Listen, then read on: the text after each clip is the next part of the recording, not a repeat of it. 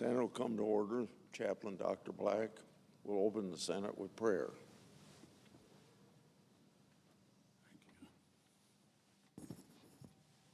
Let us pray. Great God, eternal Lord, long ago you gave us this land as a home for free people.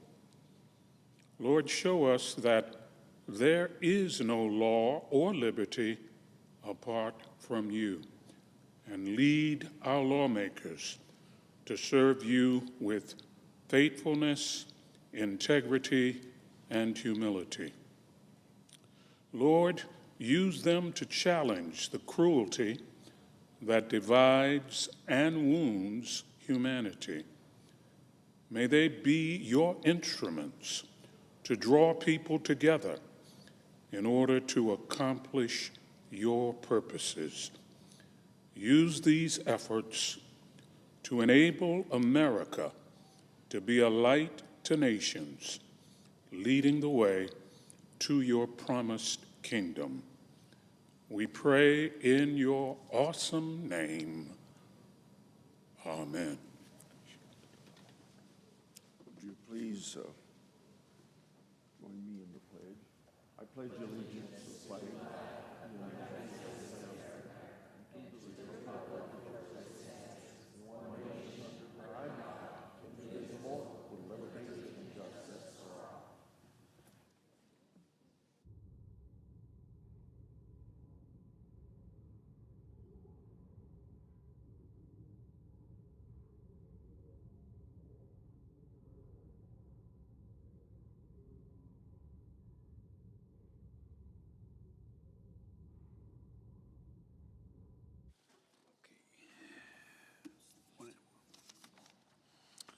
Under the previous order, the leadership time is reserved.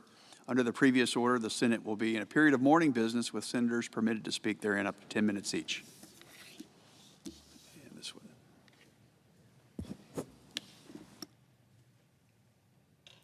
Mr. President, Senator from Iowa. 32 years ago today, I joined President Clinton, Governor of Iowa Terry Branstad, and members of the Iowa congressional delegation to tour a catastrophic flood damage in my home state. The Great Flood of 1993 ravaged 9 states in America's heartland. This reminds me of a poster we in the Midwest showed at that particular time, and I was hoping I could round it up and show again to the Senate. But it had a picture of the Great Lakes in the satellite, and then it had a picture of the flood areas of the Midwest. And the blue that shows up where the water is was almost as blue in the Midwest that was flooded, along with the same color of the Great Lakes. Flooded tributaries at this time of the 93 flood overtopped levees, devastating communities, businesses, and the livelihood connected to those businesses. More than 15 million acres of farmland were underwater. Barge traffic on the Mississippi and Missouri rivers stopped for 2 long months. 250,000 residents in Des Moines went without running water for 11 days. At least 54,000 people were evacuated. The 1993 flood amassed the largest financial loss from flooding in modern history. The second costliest flood swept the Midwest 15 years later in 2008. Of course, the loss of life is the most significant tragedy of any natural disaster. 50 precious lives. Disasters. So, on behalf of my home state We mourn the loss of life in Texas Hill Country from flash flooding along the Guadalupe River on July the 4th this year. As the road to recovery gets underway, Iowans stand with Texans. The grit and resilience we have in the Midwest runs just as deep in the state of Texas. I yield the floor and suggest the absence of a quorum. Clerk will call the roll. Ms. Osselbrooks.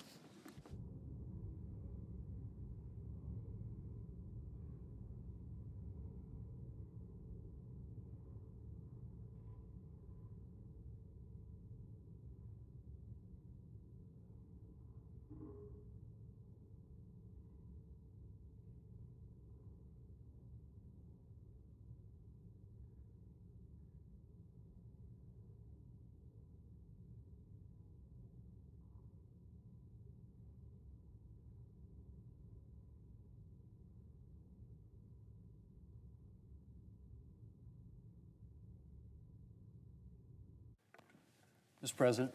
Majority Leader. Mr. President, I ask unanimous consent the quorum call be suspended. Without objection.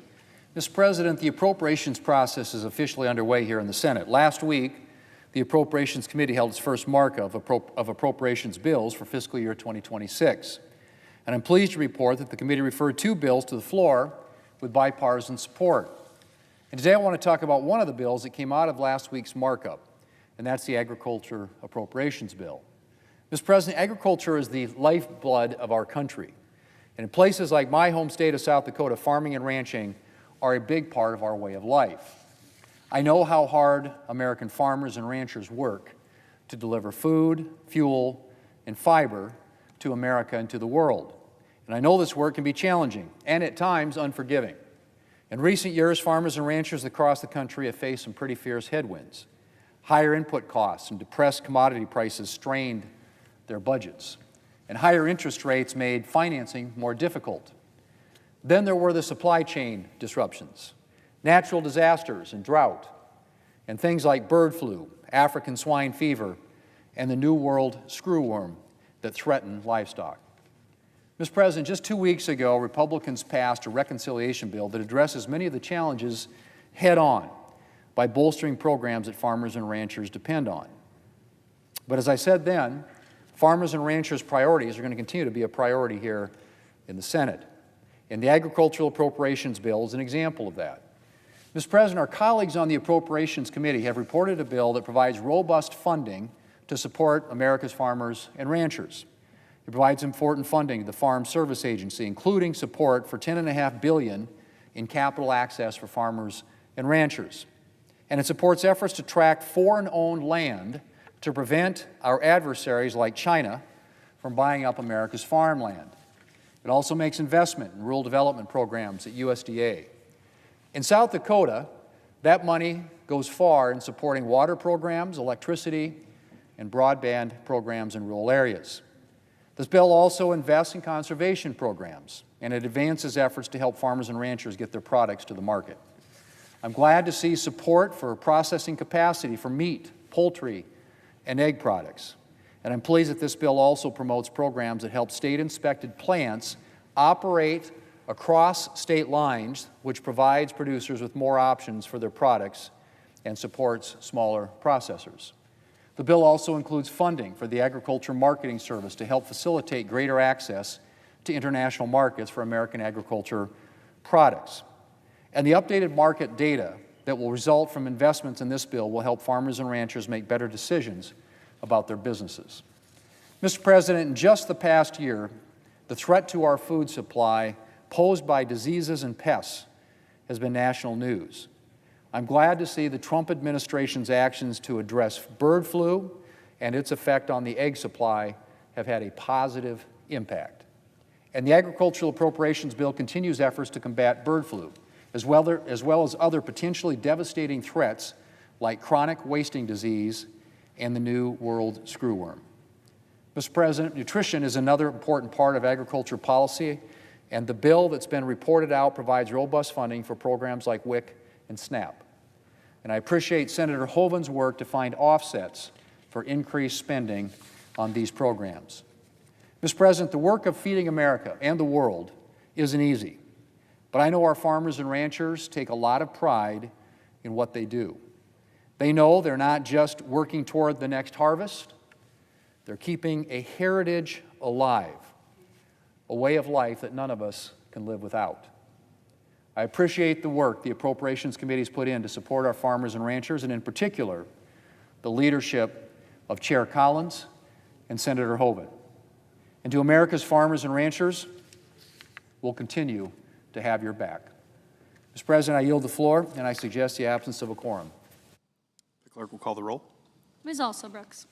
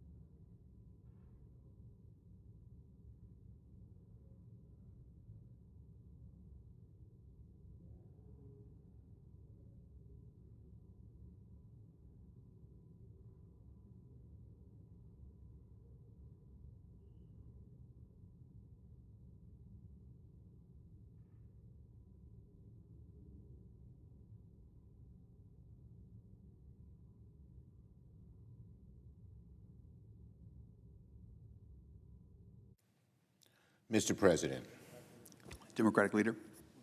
I ask unanimous consent the quorum be dispensed with. Without objection. Mr. President, we continue to pray for the families of the 132 people now confirmed dead in Central Texas. We continue to pray for everyone still missing. We thank our heroic first responders who risked their lives to save those trapped in the storm.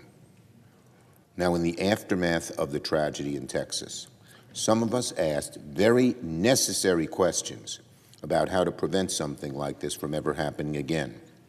Did federal funding cuts hinder rescue efforts?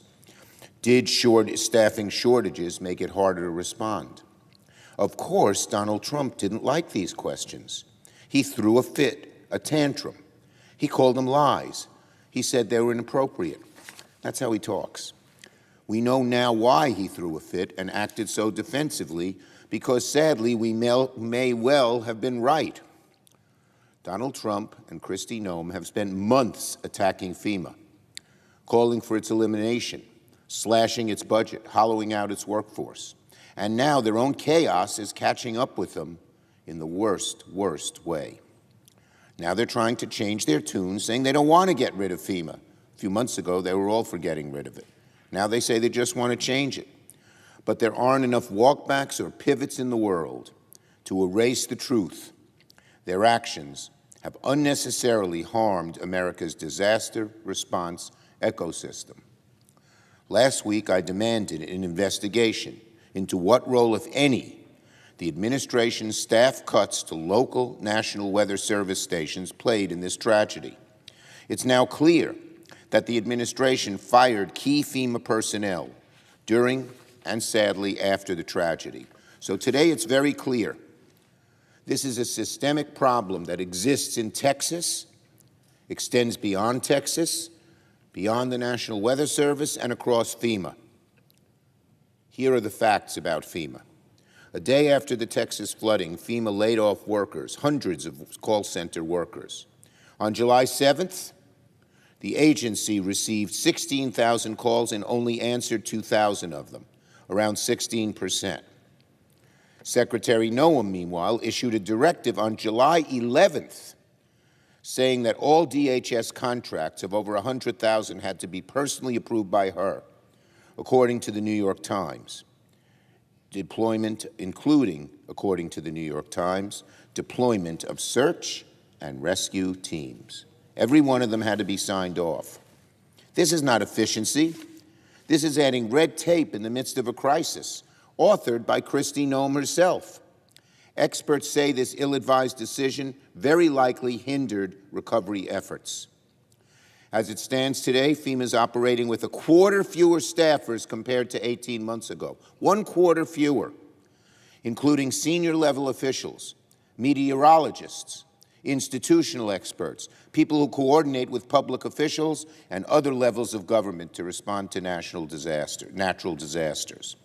In the middle of a natural disaster, Donald Trump and Kristi Noem are sowing chaos at FEMA, and their incompetence is putting lives in danger. They have this, them and the Doge people and so many around them, they have this fanatical dislike of all government. And so they just cut it. They don't even know what the effect will be. They don't even care. Just cut, cut, cut. Cut meteorologists who warn our people, our citizens, our farmers, our businesses of danger that might come. Cut them. They're not waste. Their recklessness is hurting rescue efforts.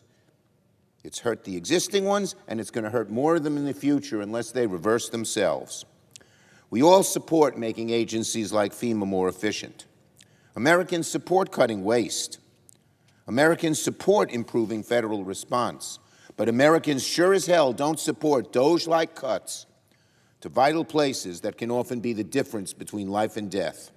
American people do not support this kind of chaos, this chainsaw approach to FEMA, to the National Weather Service, and to government at large. What Donald Trump and Kristi Noem are doing is chaos, and it's going to lead, unfortunately, to even more people getting hurt when the next disaster arrives. Now on Republican cuts. This week, Senate Republicans are set to push through the Senate a bill that betrays rural communities, harms global health, weakens America's standing abroad, and worst of all, sets the stage for even more harmful cuts down the line. The so-called rescissions package continues the destructive Republican pattern. Cut now, ask questions later. The same thing that's happening with FEMA and the National Weather Service is happening right here. Again, use that chainsaw. Cut, cut, cut. Don't look at what you're cutting, what its effect will be, whether it's waste or whether it's sinew and bone. And then later say, oh, maybe we shouldn't have done that. And you know what, Mr. President? Our Republican senators, most of them, know this is wrong, but they're so afraid of Donald Trump. Yesterday, he threatened any of them who voted against the full rescissions package that we have before us would face his wrath. What is going on here? Does anyone stand up to these horrible, horrible cuts that hurt the American people? Republicans in real time are cutting health care. They're cutting education. They're cutting aid for our veterans. Veterans are not getting, they ask them, the veterans know they're not getting the health care they used to. And making things even worse, Donald Trump's tariffs are coming in at the worst possible time. And in a few short months, they're going to raise the cost of groceries. They're going to hurt small businesses and do untold damage to our economy. And now this package suffocates public broadcast. Well, did they even know when they said they wanted to cut it? You know, Donald Trump doesn't seem to like it. How much it helps our rural communities. It's the only place they can rely on for local news, for weather reports. That farmers across rural America depend on public broadcast to get weather reports because there's no other way. Did they know that it guts international aid that ensures America's national security? Did they even think of the consequences? Just because Donald Trump says he wants it cut, and everyone knows he doesn't know the details of any of this stuff. The rescissions package is certainly troubling, but the pattern behind it is even worse. It sets the stage for even more party-line, devastating cuts in the future to health care, to education, anything Republicans decide they don't like. All on a party-line vote, all because of obeisance and fear of Donald Trump, not a conviction that he's doing the right thing. This is a dark omen moving forward. Our Republican friends say they fight for the middle class. They say they fight for working people. Then they turn around and take investments away from the middle class in rural America. I urge them not to proceed with this bill as written. Now on health care costs. Republicans' big, ugly betrayal will devastate American health care this year, not many years down the line. Not a few years down the line. It's going to hurt now. There's a growing idea among Republican members of Congress and then the lobbyists who talk to the press all the time that hospitals don't need to worry about the big, ugly bill because there's time to stave off or change the horrible Medicaid cuts Republicans passed and are now running away from. That's garbage. Donald Trump and Republican leaders forced their members to walk the plank and cut Medicaid to the bone. So now they're in damage control mode. They know how bad it is. They want to make their big, ugly bill seem less destructive and seem more palpable, when in reality, it's quite literally a death sentence for rural hospitals and vulnerable Americans. And that death sentence for so many of them is not 2 years away, it's now.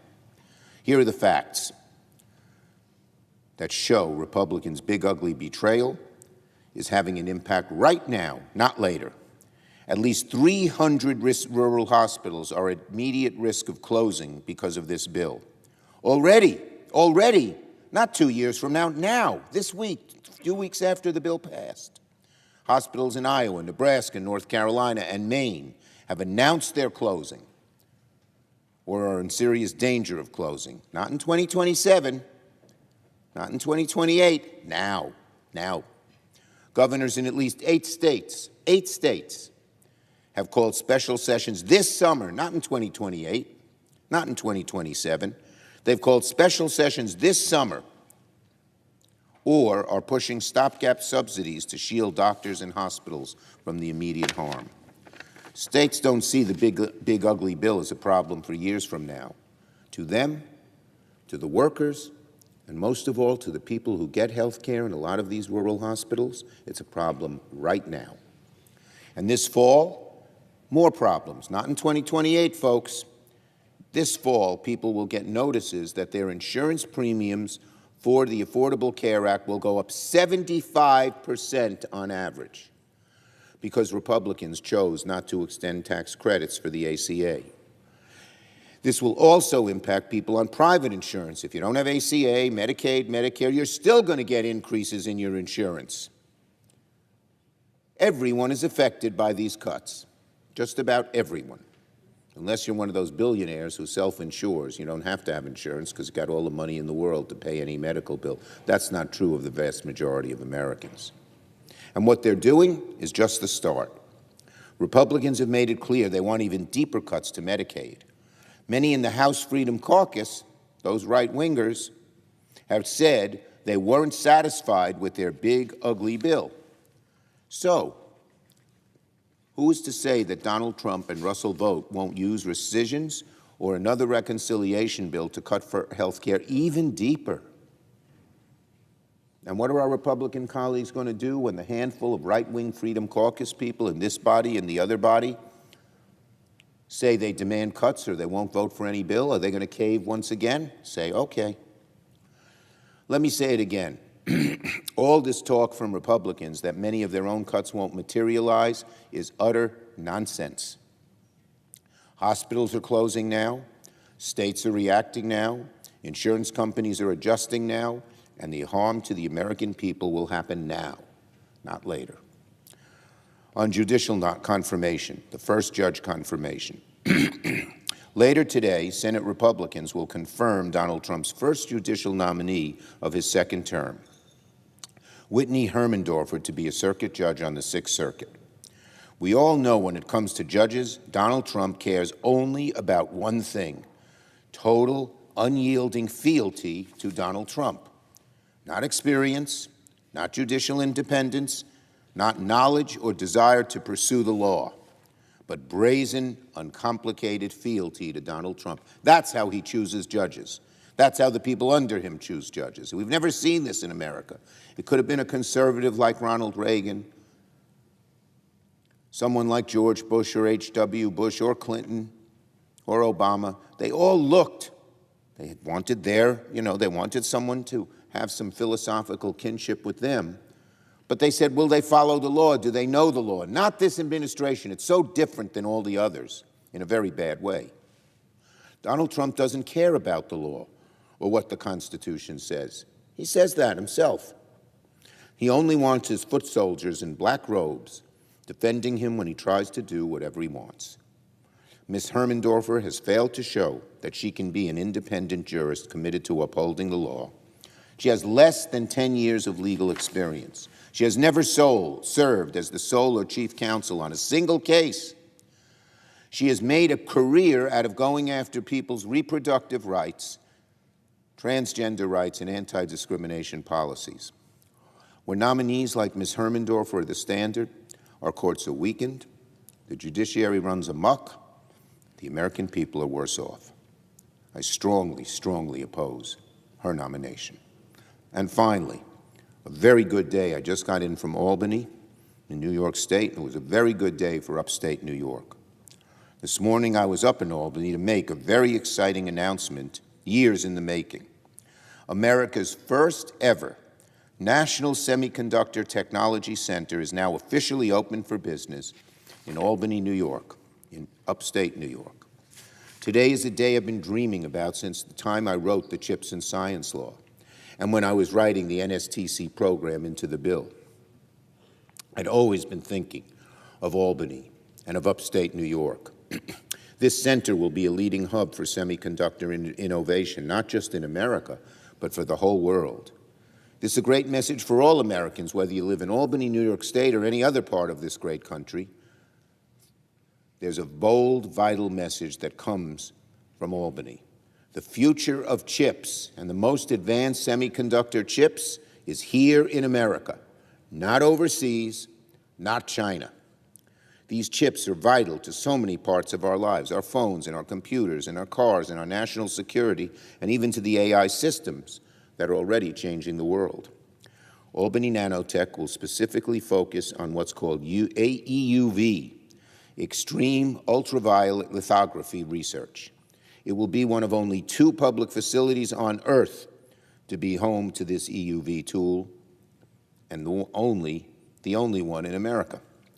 So what does this announcement mean? It's not just an abstract thing. It means major chip companies from around the world will have the ability to collaborate in New York at R&D for new chips. It means startups and other innovators will have access into the most advanced machinery to experiment and discover new innovations in semiconducting. It will even mean more good-paying jobs, J-O-B-S, at Albany Nanotech and the local economy. We all worried that China would gain the lead on this chip production. Well, now we have the answer, and that is the Albany Nanotech Center, the #1 place in the United States and in the world for the new high-end research into semiconductor chips. At the end of the day, this announcement, which I've worked so long and hard for since 2017, at the end of the day, this announcement will help make chips and science a reality, boosting American innovation, creating American jobs, making the U.S. the world leader in chip making. I yield the floor and note the absence of a quorum. The clerk will call the roll. Ms. Also Brooks.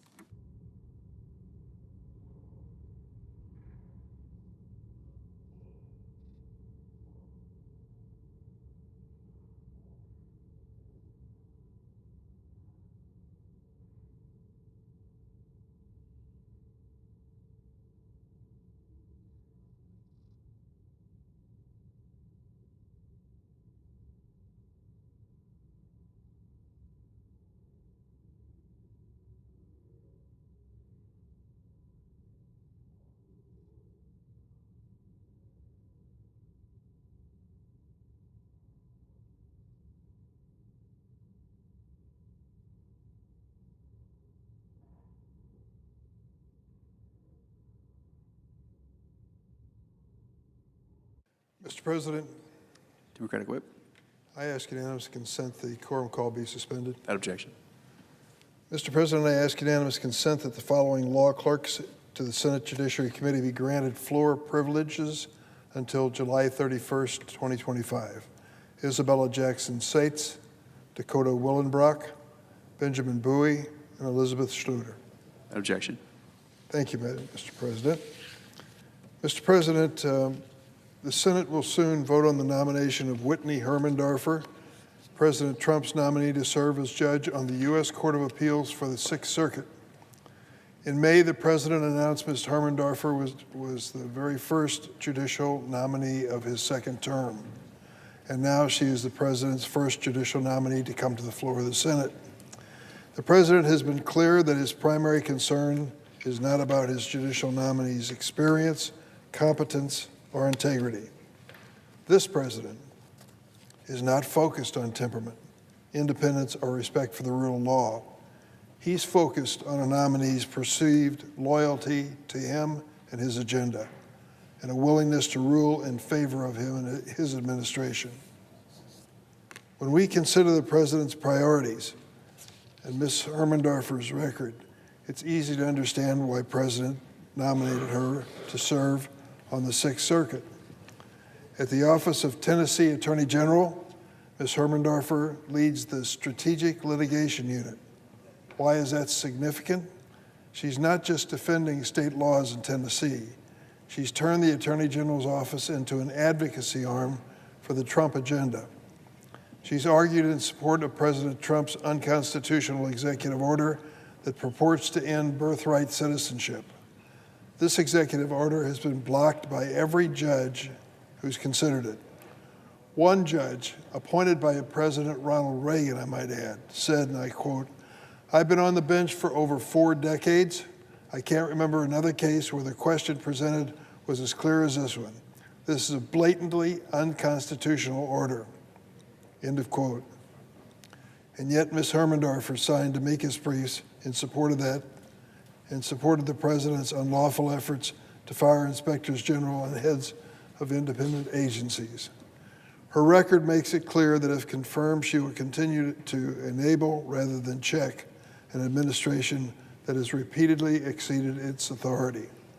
Ms. Hermandorfer also refuses to acknowledge that President Trump lost the 2020 election.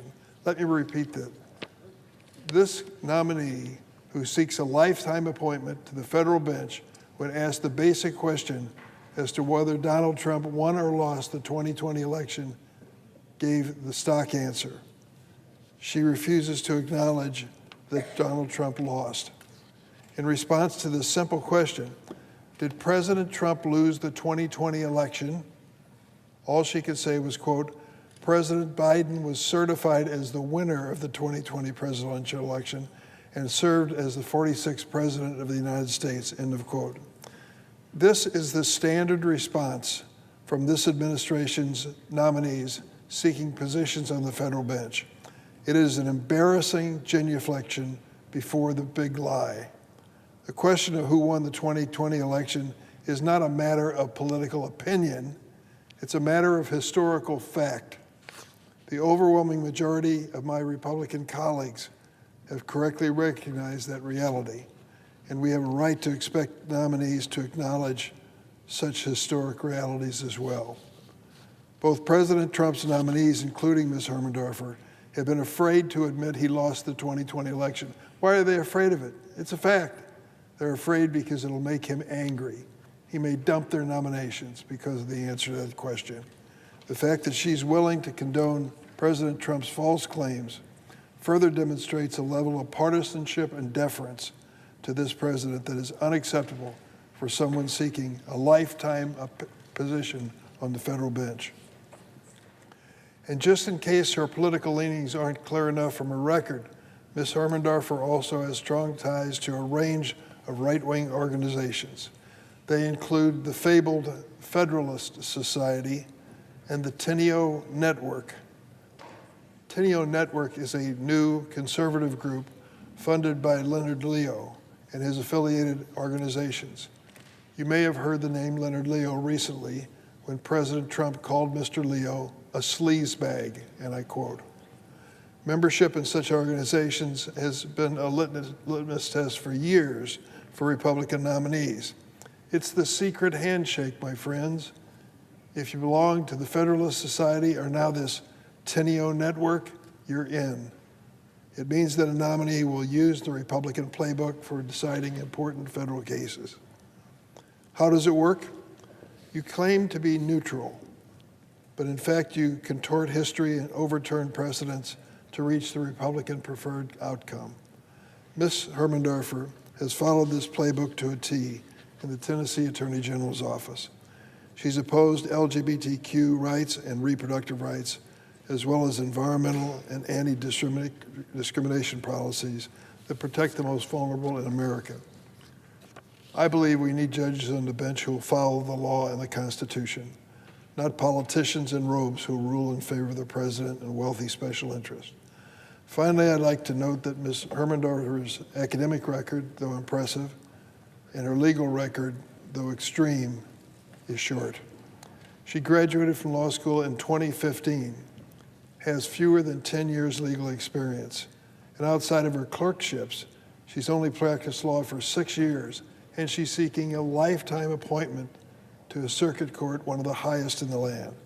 She's never served as sole or chief counsel in any case, tried to verdict, judgment, or final decision. That is a shocking lack of experience for someone nominated for a lifetime position. She'll be watching trials for the first time as a judge. Unfortunately, this kind of experience is common among President Trump's judicial nominees. Make no mistake, experience is still important. Robust litigation experience ensures that judicial nominees will be equipped to fulfill their duties. As an appellate judge, she's going to be standing in judgment of many trial courts. She has limited experience in that field. Ms. Hermandorfer is the first judicial nominee we've considered this Congress. She won't be the last. In every instance, we must carefully examine the nominee's record as we consider them for a lifetime appointment. After carefully reviewing her record, I have serious concerns. I think my colleagues, if they look at her honestly, will as well. I urge them to join me in opposing her nomination. And now, Madam President, I ask the following statement be placed in a separate part in the record. Without objection. Thank you. Madam President, I remember 9/11 very well. I was in this building, in a meeting with Senator Daschle just down the hall, and we heard news that a plane had struck a building in New York. By the time I made it to the meeting, it turned out there was a second plane that had done the same. 9/11 was clearly no accident. It was a terrorist act.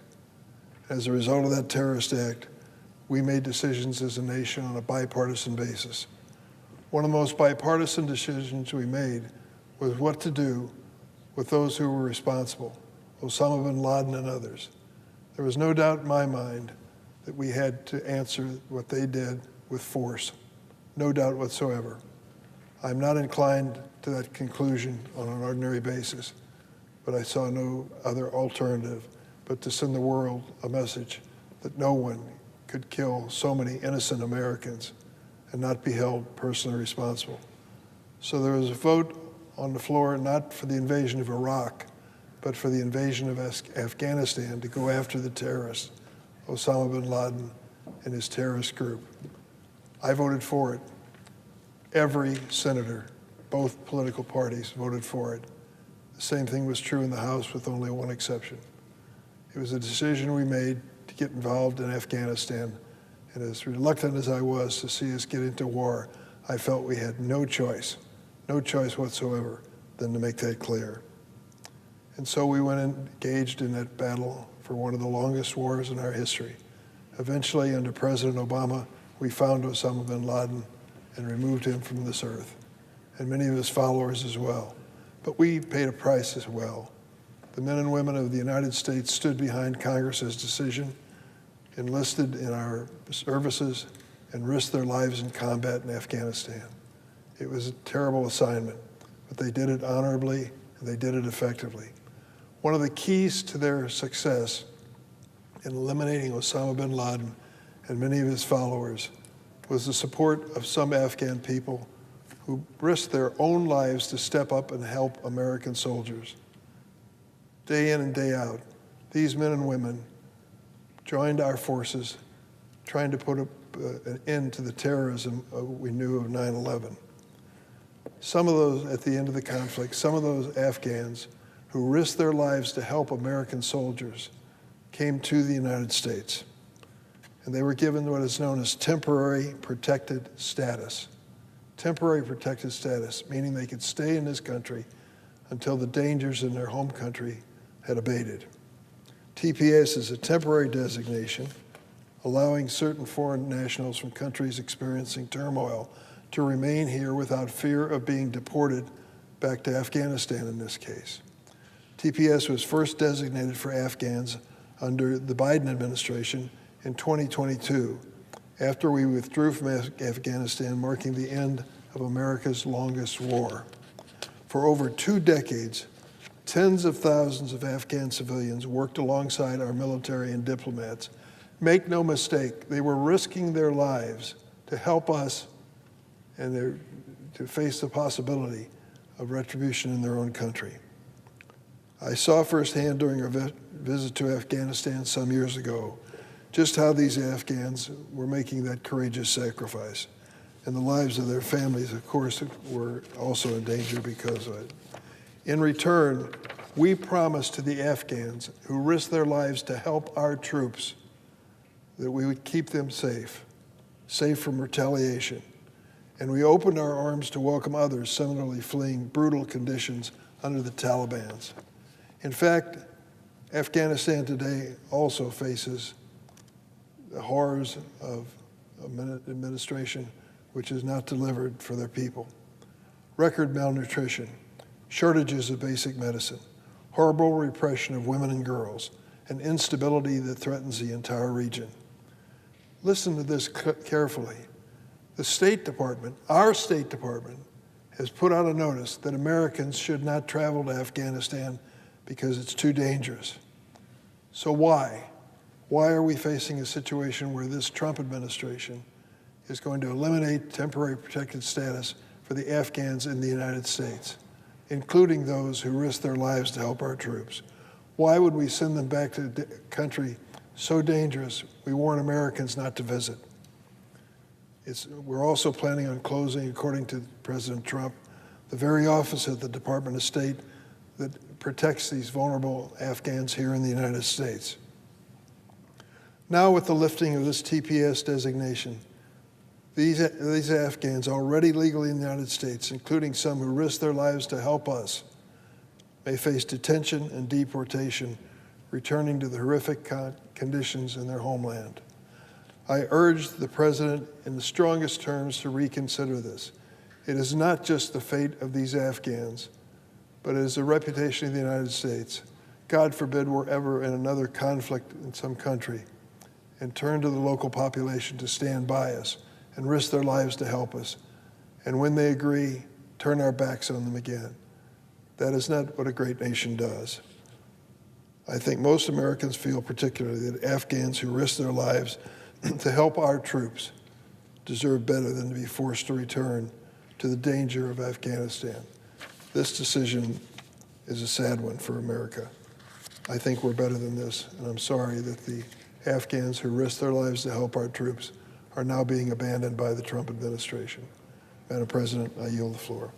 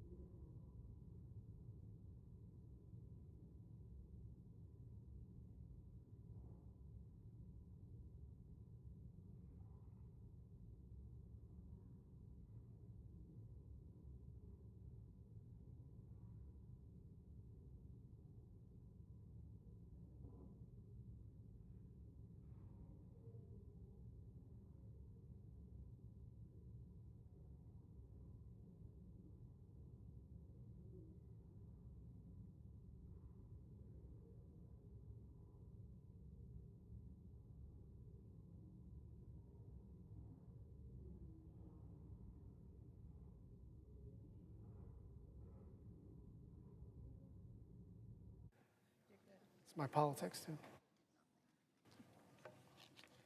Madam President. The senator from Hawaii. Thank you, Madam President. 2 weeks ago, Republicans passed one of the most unpopular bills in the history of the country. One of the most unpopular bills in the history of the country.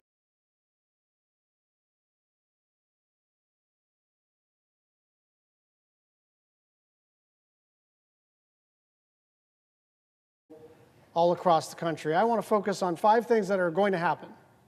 5 things that are going to happen because we no longer have to talk about a House version and a Senate version or what the president says he wants or what someone says they're going to, if I don't get this, I'm going to vote no. Now we have a law. We have public law, federal law. First thing that's going to happen, 17 million Americans, including 9 million people on Medicaid, will lose health care coverage in about 18 months' time. To keep their coverage, people will have to complete hours and hours of paperwork just to prove that they're working. That's in spite of the fact that the number of non-disabled adults on Medicaid who don't work is very low, about 8%. So how do these work requirements actually function? Well, in Arkansas, which is one of the 2 states that tried this and then pulled it back because it was a failure, the reporting portal was only open during the day and closed between the hours of 9 p.m. to 7 a.m. So let's say you work long hours as a truck driver. If you're trying to log on at night to fill out your forms, you are out of luck. Or let's say something unfortunate happens to you. Let's say you get in a car accident or have a bad case of the flu. Maybe you're not hospitalized, but you are incapacitated, at least temporarily. If you miss the reporting window, you might lose the coverage. And what's preposterous about these Medicaid work requirements is in order to establish that you're either working or seeking work, you have to fill out a form. If you get sick and are bedridden and can't fill out the form, they say, don't worry, there's an exception for a situation like that. Guess how you apply for the exception? By filling out another form. There are only a couple of million people on Medicaid who even fit the description of someone who's non-disabled and on Medicaid, and yet the actual official projections, which is to say the way they save the money is they're projecting many, many millions of people are going to get kicked off of Medicaid even though they're eligible. And I know I'm a Democrat and I wanted this bill to fail, and I want to tell you why this is a failure of a bill, but that's literally in their projections. Without those projections, they don't have enough revenue for the biggest tax cuts for the wealthiest people in the history of the planet. Number two, hundreds of rural hospitals and nursing homes will close without enough funding to continue operating. More people are going to get sick because of this law, but we're going to have fewer hospitals and doctors to take care of them.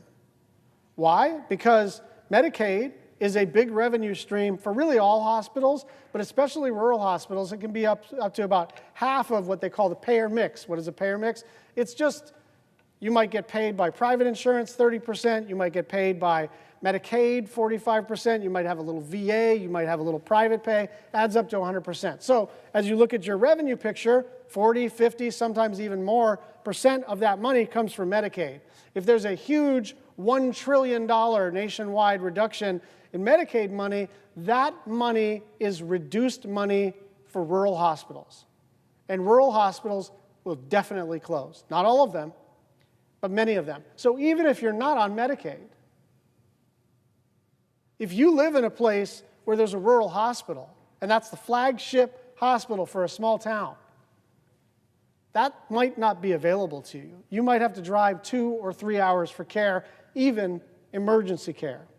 Number three, starting next year, tens of millions of people are going to pay hundreds of dollars a month more for health insurance. And this one I think we should linger on, because now that the fight over Obamacare is sort of in the rearview mirror, people just think they get onto the ACA portal, they sign up for their health care, and they pay what they pay, right? Like, oh, I want a family plan, I want this level of deductible, and then it spits out how much you're going to pay every month. What tens of millions of people don't actually know is those rates on the exchange are subsidized. And without those subsidies, we're going to go back to the bad old days pre-Obamacare, when people would pay absurd amounts of money for their health care insurance, even if they're employed, even if they do have insurance. And what is, I think, underrated, both politically and on policy, is all of those rates get set in the next couple of months. Because in order to start paying and in order to start enrolling, you got to notify people, hey, your thing that was $289 a month, now it's $789 a month. And so sometime in the fall, it depends on the state, October, November, some people in December are going to get a letter saying, if you want to stay on the same healthcare plan, here's your new price. And those new prices are going to be astronomical. Now, we do have a disagreement between the parties. I think there are a lot of people who just don't like public subsidy of healthcare insurance premiums. I'm sure the presiding officer has her reservations about that kind of thing. It is about the size and the scope of government, but there is a factual aspect to this, which is whatever one's governing philosophy is, whatever one thought about the Affordable Care Act, the plain fact of the matter is people are going to get letters from their insurance carriers with astronomical increases that they will not be able to pay. Number four, 5 million people are either going to lose some or all of their nutritional assistance starting next year. You know, this trope is like almost as old as I am, like some lazy person on food stamps, just like collecting food stamps, loving that life, going to the store, buying fancy stuff. It's $6 a day. The average nutritional assistance amount per person per day is $6. We have actually, I don't know if you know this, but we have subsidized food in the United States Senate, not because the government's paying for it, but because all the restaurants that operate here don't have to pay lease rent. So it's a little bit cheaper than you would normally get. I can't get anything for $6 downstairs in the Dirksen cafeteria. Not that would feed me. $6 a day is the average amount. And what the Republicans decided to do is to generate savings, is to find savings, is to cut nutritional assistance. Why?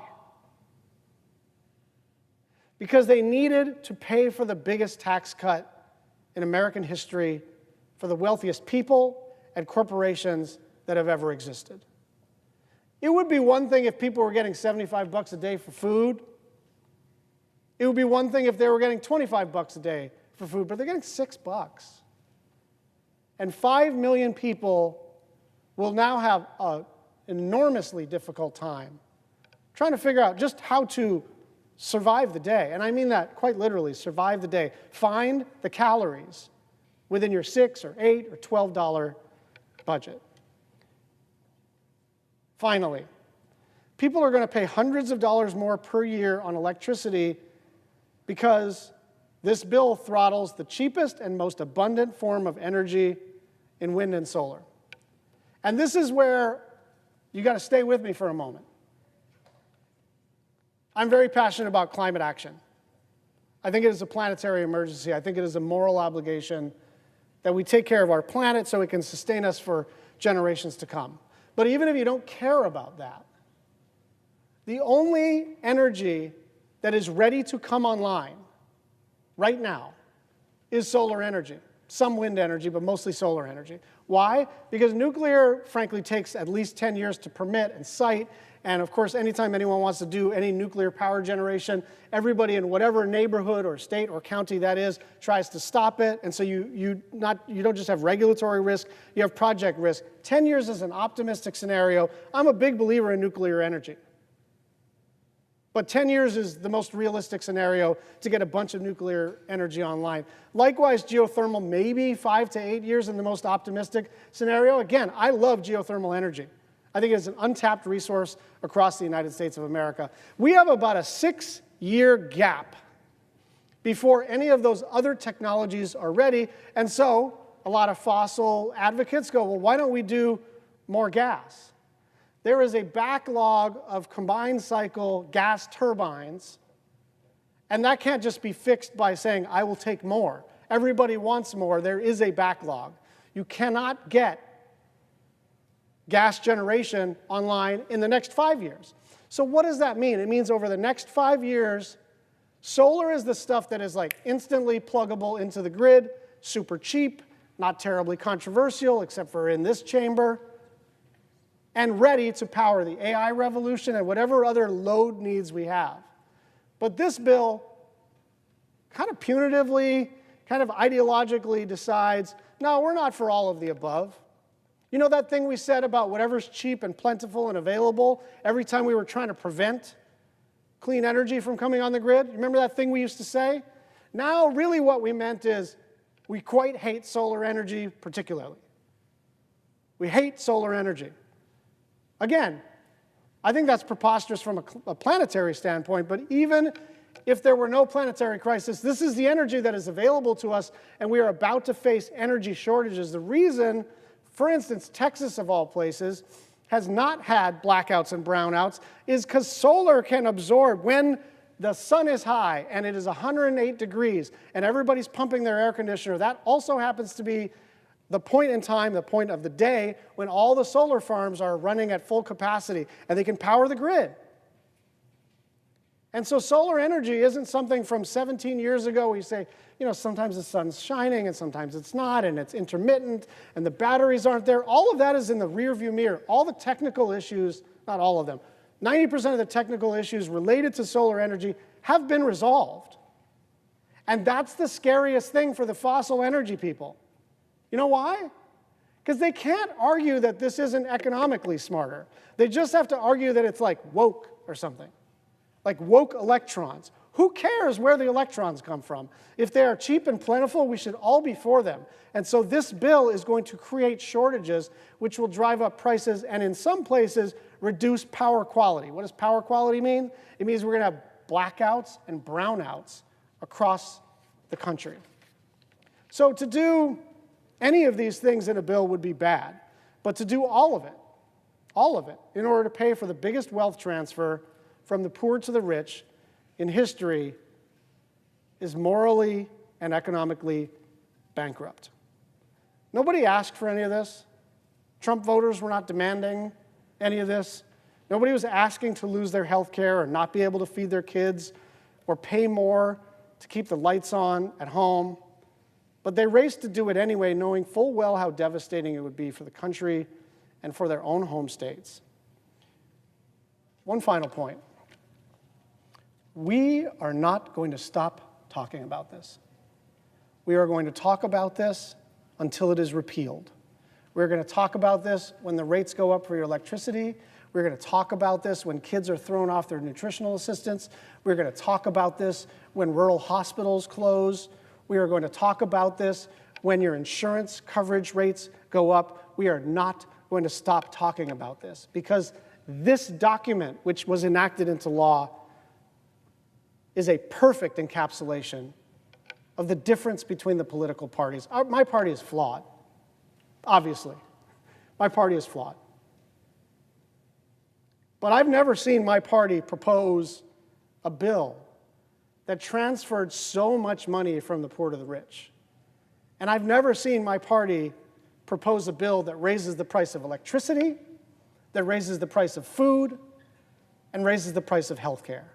And so we're going to talk about this today, tomorrow, for the next 18 months, and until this thing is repealed from the federal law books. I yield the floor.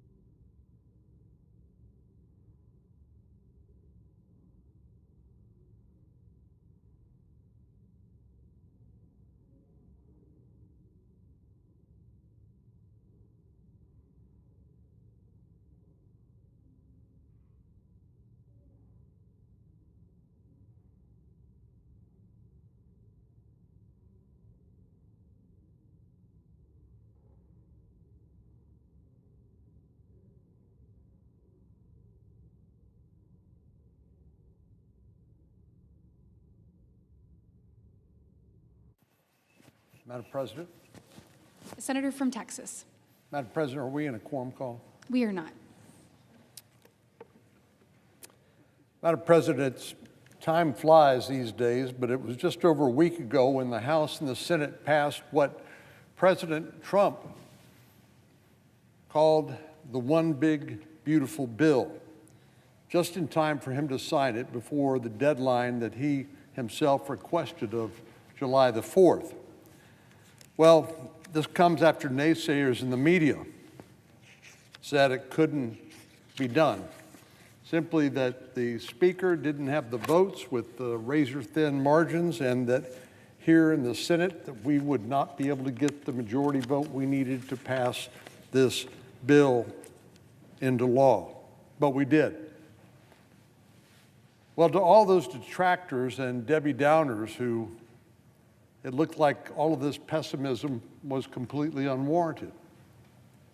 But now the Republicans have proved their critics wrong by accomplishing what they insisted had to be done in order to avoid a tax increase on millions of Americans. Our colleagues across the aisle do what they do best, and that is criticize what we have done, which they themselves were unwilling to do. But having offered no positive alternative, all they can do is what they have learned to do, which is to oppose each and everything that President Trump and Republicans propose.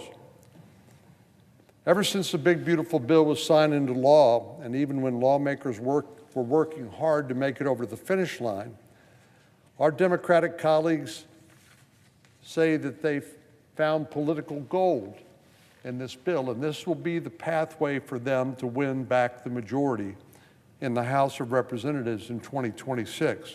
And of course, the mainstream media have parroted their party line, claiming that this bill will end up being unpopular.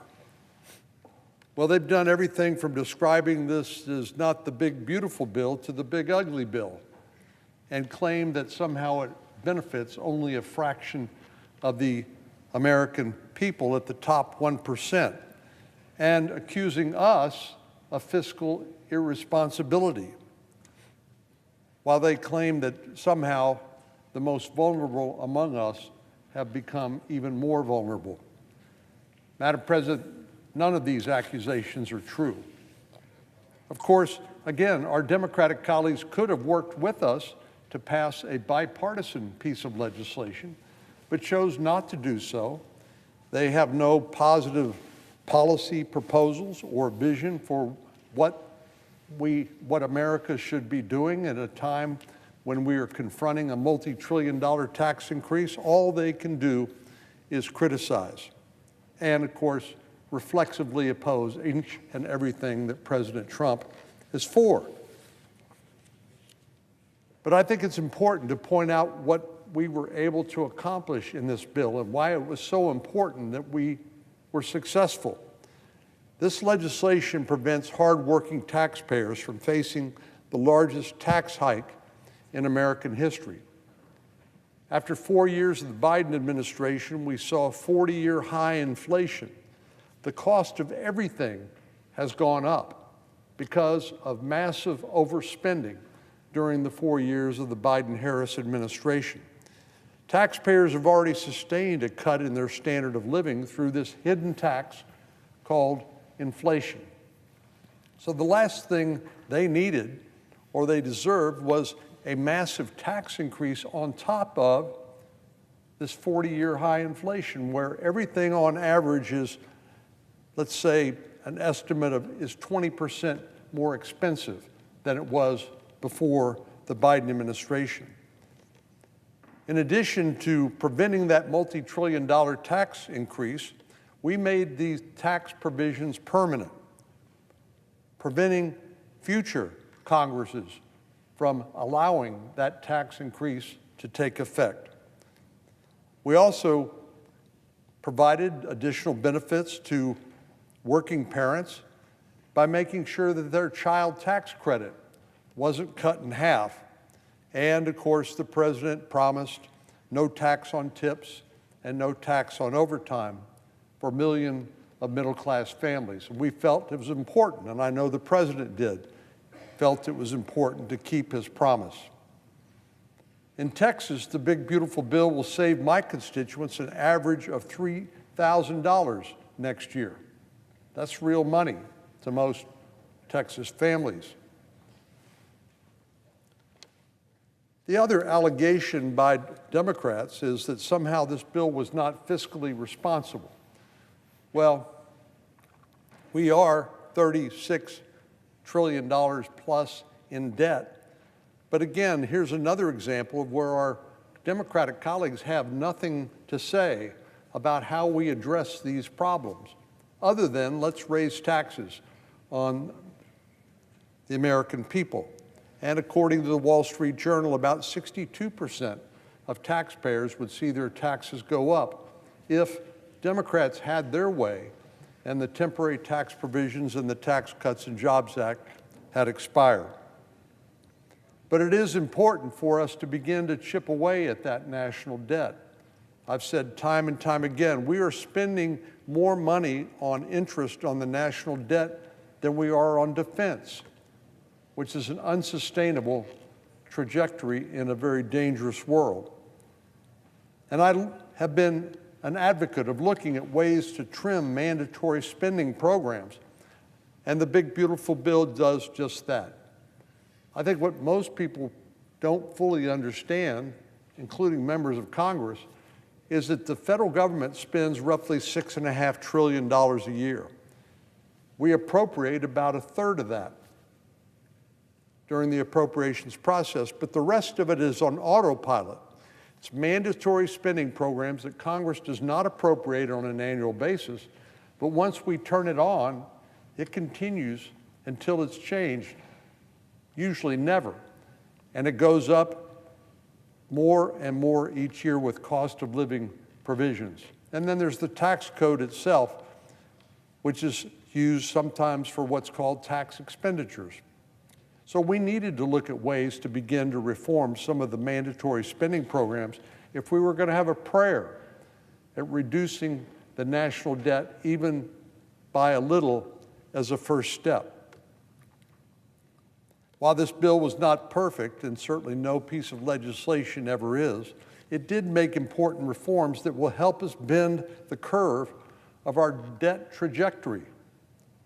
For example, and Democrats opposed this, we implemented work requirements for able-bodied adults without dependents to receive means-tested programs like Medicaid. So let's back up a little bit. Means-tested programs have income requirements. If you go above that threshold, you don't qualify. If you fall below it, you do. But Democrats had succeeded in making sure that able-bodied adults were receiving massive benefits under safety net programs, even though they were able to work and provide for their families and should have been working. In fact, our healthcare system had gotten so out of whack, more money was going to able-bodied adults than to the disabled, to pregnant women and children under the Medicaid program. And our bill fixed that. Are work requirements for able-bodied adults some sort of radical conservative or Republican idea? Well, not if you look at the polling, which says that 62% of Americans, which is a bipartisan number, 62% of Americans support work requirements for able-bodied adults for means-tested programs. I'm frankly surprised it's only 62%. But it's only common sense that people who can work should work. It's actually better for them. Work provides dignity and a sense of self-worth. And the idea that we should continue to subsidize people playing video games, sitting on their couch at home, is beyond the pale. And I think certainly the American taxpayer deserves better than to spend their hard-earned money on people who can and should be working. And then I offered an amendment to the big, beautiful bill that sort of, I think, casts the position of Democrats versus Republicans in a very clear light. My amendment would have penalized states from giving Medicaid benefits to illegal immigrants who were charged or convicted of serious crimes like murder, human trafficking, child abuse, or child pornography. 43 Democrats voted against that. Turning it the other way around, that means 43 Democrats were for providing government benefits to illegal immigrants who were charged or convicted of very serious crimes. You really can't make this stuff up. It's stranger than fiction. Our colleagues across the aisle showed their true colors by voting for taxpayers to continue paying for government handout to folks who shouldn't even be in this country in the first place, but for the open border policies of the Biden administration. One accusation I find particularly ironic from our friends across the aisle has been this idea that we have somehow added red tape to Medicaid by requiring recipients to verify their eligibility for the program 2 times a year. Well, people come in and out of the Medicaid program based on that means testing, based on their earnings threshold. So checking periodically to make sure that people still qualify strikes me as making good sense.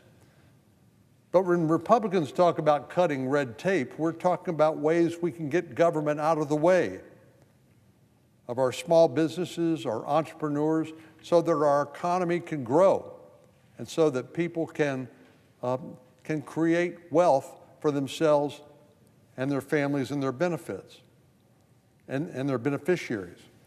We're talking about reducing the government's footprint so that the magic of American innovation can take place unstifled by unnecessary regulations. This bill will allow America to return to being the land of opportunity where hardworking men and women who have a dream for a better life can build a business to support themselves and their families and have something to pass on to the next generation. At the same time, to provide jobs for people who want to work and provide for their families. So eligibility verification for those receiving means-tested government benefits is not simply red tape. It's a perfectly reasonable requirement when somebody is receiving a government benefit to prove that you actually are eligible according to the law. This will also help us safeguard our safety net for those who are truly among the most vulnerable and to root out waste, fraud, and abuse. There's no evidence that anything that the bill did or will do will reduce things like the National Oceanic and Atmospheric Administration weather forecasting. Yet we hear Democrats claiming that somehow this bill was responsible for things like the terrible flooding that occurred in Texas on July the 4th. There's simply no evidence of that, yet that doesn't stop them and some of the press from parroting these false claims that some of the provisions of the bill, which were just signed on July the 4th, somehow had that effect. No, our Democratic colleagues are simply unreconciled to the fact that last November, voters gave Republicans a mandate. President Trump won the electoral vote, the popular vote, and every single swing state. And Republicans won the majorities in both houses, in the Senate and in the House of Representatives. And passing the big, beautiful bill was an important step in keeping our promises to the American people and advancing President Trump's legislative agenda. But there's more. In addition to extending President Trump's tax cuts, a critical part of his campaign was to restore security to the U.S.-Mexico border and to end the rampage of criminal activity that went unchecked during the Biden administration. So in addition to spending reforms and tax cuts, the big, beautiful bill made good on his promise and my promise and the promise of many of us to take steps to secure our southern border and to protect and to support, once again, law enforcement rather than to leave make it impossible for them to do their job. In Texas, Governor Abbott and the state spent billions of dollars in something called Operation Lone Star, which is a fill-the-gap program that the state implemented because the Biden administration refused to secure the border, which is a federal government responsibility. And the federal government should have funded that effort, but did not. The big, beautiful bill includes provisions to reimburse states like Texas for their efforts to do the federal government's job, but one that the federal government simply refused to do under the Biden-Harris administration. I think reimbursement of that funding is only fair, and I'm glad the Senate and the House have now made that a provision of this legislation. This legislation will also fulfill President Trump's pledge to make our cities and streets safe again through provisions that bolster our nation's border security and law enforcement efforts. Over at Immigration and Customs Enforcement, or ICE, the big, beautiful bill will provide additional funding to hire, retain, and train personnel who will carry out the president's immigration agenda, something that he was elected on, and people repudiated the position of the Biden-Harris administration, which essentially was one of no controls. The hardworking men and women in law enforcement at ICE will receive performance and signing bonuses, as well as recruitment, hiring, and onboarding costs for those personnel. The bill provides resources for ICE and federal law enforcement training upgrades, as well as fleet modernization. These are important elements of actually enforcing our immigration laws. And it will support enforcement and removal operations so that criminal aliens who've entered the country during the Biden administration can be removed. In addition to the criminals, there are roughly 1.5 million people who have pursued some relief in the form of asylum, who've been denied any sort of relief from the immigration laws and who've been ordered removed from the country, but simply stayed in the United States and defied being repatriated. Well, that is now going to change under the Trump administration. Our bill also allocates funding to the Department of Justice to combat drug trafficking and illegal drug use, as well as to investigate and prosecute crimes related to illegal immigration. These provisions will help keep America safer by shoring up law enforcement across the board to right the wrongs of the previous administration. During the last 4 years, Texas, because of our 1,200-mile common border with Mexico, has particularly suffered under President Biden and DHS Secretary Mayorkas's reckless open border policies. This legislation is an important step in correcting the previous administration's costly and, in some cases, deadly errors. Last November, the voters voted to turn the page on the failed policies of the Biden administration, and passing this bill was a critical step in reversing those policies. This bill will put more money in taxpayers' pockets and allow us to avoid the largest tax increase in American history. It will strengthen our border and support law enforcement.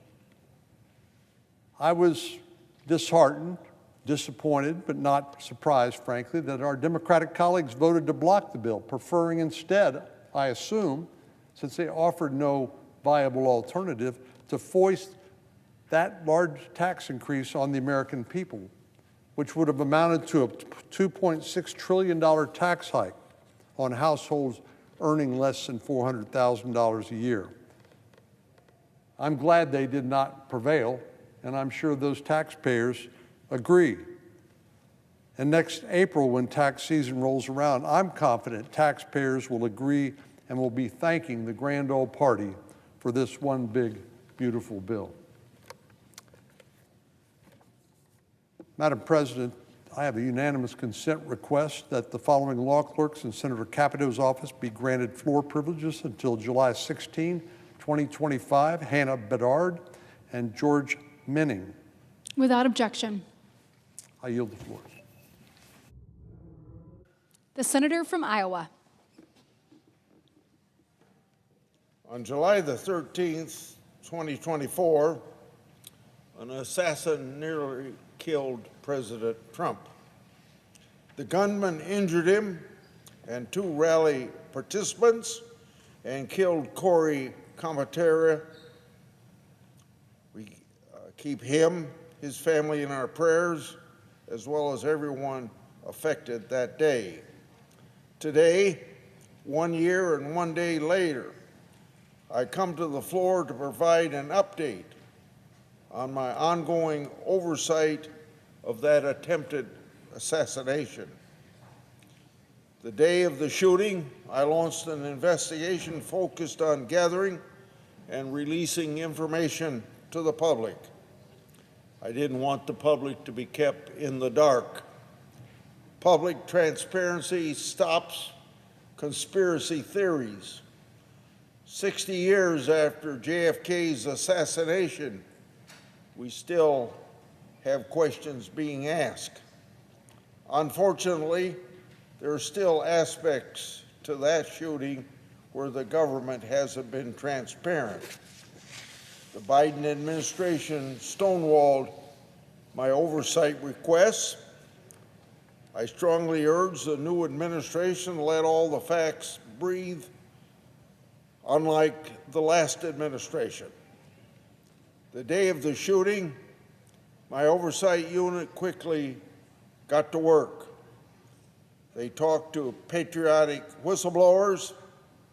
They informed dozens of witnesses and interviewed them, including local law enforcement officials, rally goers, and local businesses. My staff obtained and reviewed weeks' worth of security footage, text messages, pictures, law enforcement briefing materials, after-action reports, and still other records. They also obtained police body camera footage that provided the first video of what happened in the aftermath of that shooting. I made it all public. At the time, my investigative work unveiled the most detailed picture of the Trump assassination attempt. As part of my oversight, I asked the Department of Homeland Security Inspector General to review the matter. I also requested the Government Accountability Office to do the same as I asked the Inspector General to do. The American people wanted answers. They wanted accountability in the aftermath of this tragedy. I worked hard to do just that, and I know there's more work to be done. This past weekend, the Government Accountability Office produced me its report on the July 13 assassination attempt. The Government Accountability Office report starts by stating, quote, "The U.S. Secret Service failed to implement security measures that could have prevented the assassination attempt on then former President Donald J. Trump during a July 13, 2024 campaign rally," end quote.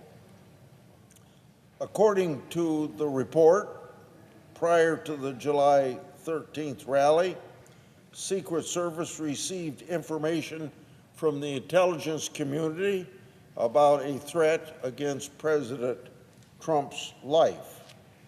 Yet, this threat information wasn't shared with Secret Service personnel or local law enforcement officials, all responsible for securing that event. Clearly, had all federal, state, and local law enforcement officials known of this threat, it would have changed how they secured the AGR building where the sniper opened fire from. As I previously made public, Secret Service and its local partners had cell phone issues on July 13th. The Government Accountability Office report found that Secret Service didn't have a policy to assess cellular service at the site, even though communication is key during any major event like this. This resulted in the Secret Service not receiving real-time threat information and updates during the search for the gunman. Every delayed second in finding the gunman meant that he was one step closer to carrying out his evil objective. I previously made public documents showing that the Secret Service had issues with counter-drone system at the rally. The General Government Accountability Office confirmed my previous oversight. GAO found that the Secret Service's counter-drone operator lacked the training, the knowledge, and support to fix and operate the counter-drone system. According to the Government Accountability Office report, these problems occurred because the Secret Service didn't follow its own requirements that personnel must complete training before operating a counter-drone system.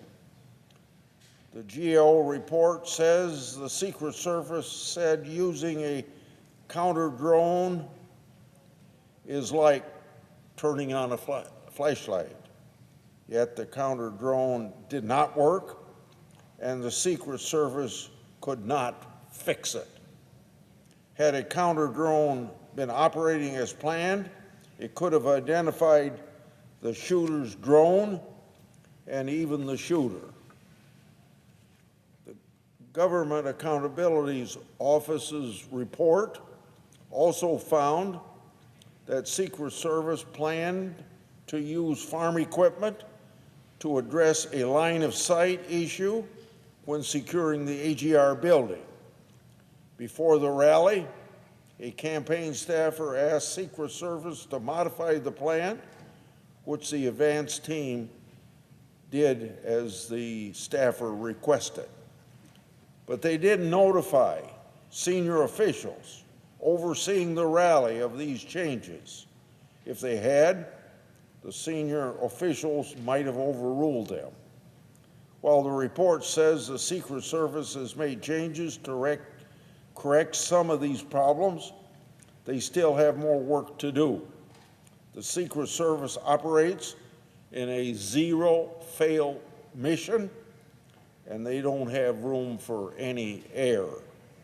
Every failure exposed by the Government Accountability Office report must be turned into positive changes in the Secret Service. I want my colleagues to know that I'll be riding herd on them until I'm satisfied the job is done. I want to close out by thanking the law enforcement officers serving on the front lines, including the Secret Service, Capitol Police, their law enforcement partners, and of course their families, all working hard and sacrificing to keep the public and the government safe. I am grateful to you all, and do not in the future then take the days that seem uneventful for granted. I yield the floor.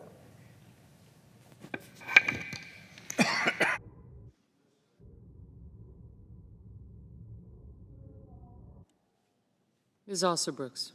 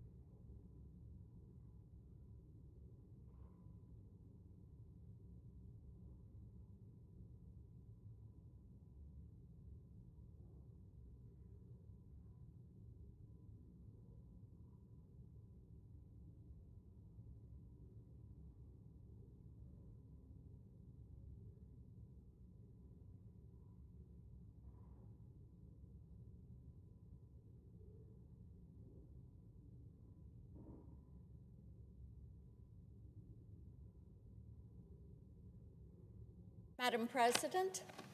The senator from Tennessee. Thank you, Madam President. I ask that we dispense with the quorum call. Without objection. Thank you.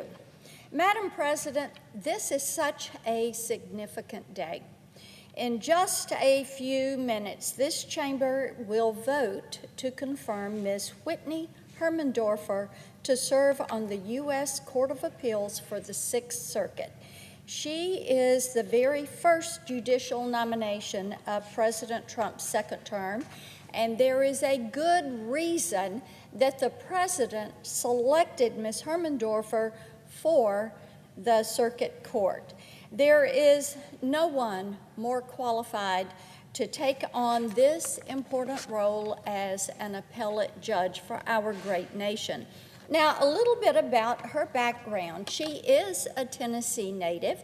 She attended Nashville's Harpeth Hall School, and she was an outstanding athlete and an outstanding student at the Harpeth Hall School, which as an educational institution has a really long history of producing and graduating remarkable women.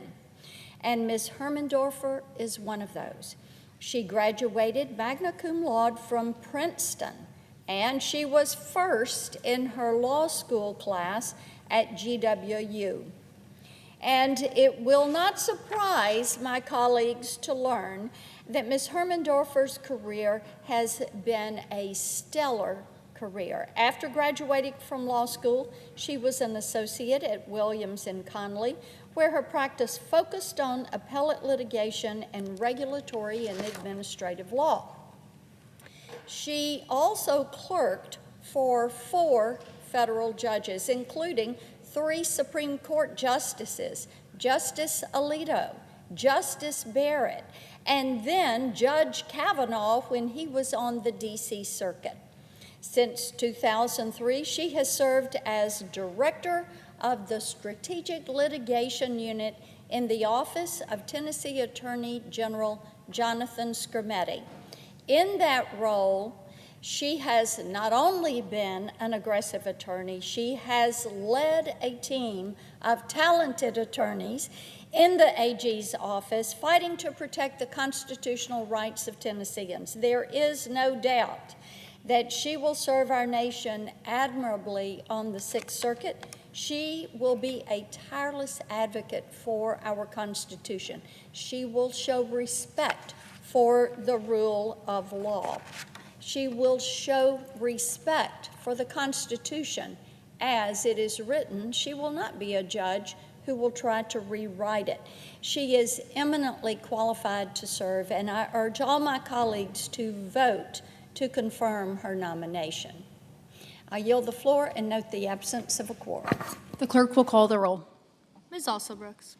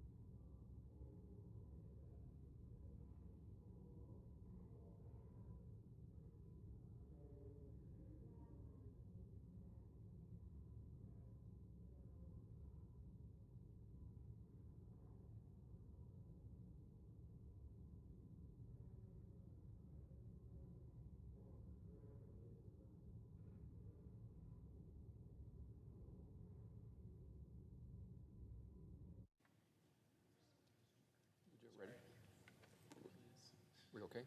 No, we're going to wait a second. So.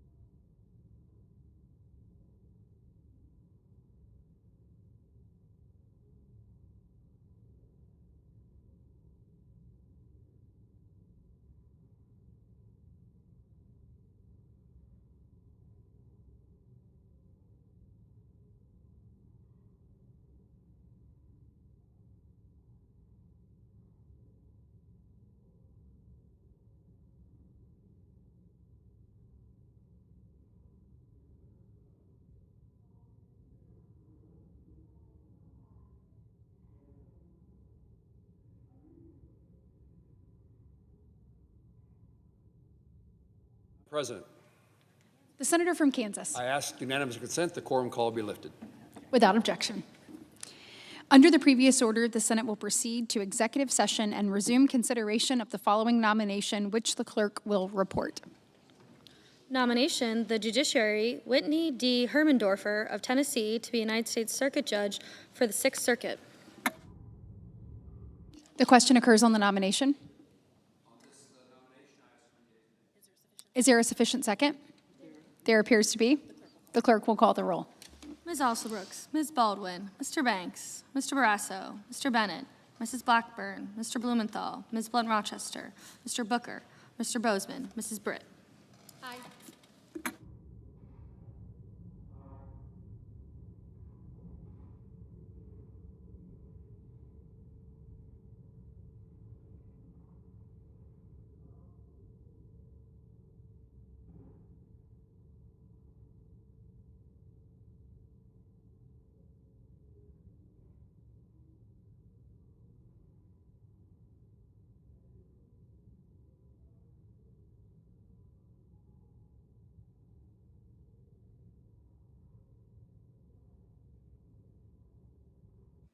Mr. Budd, Ms. Cantwell,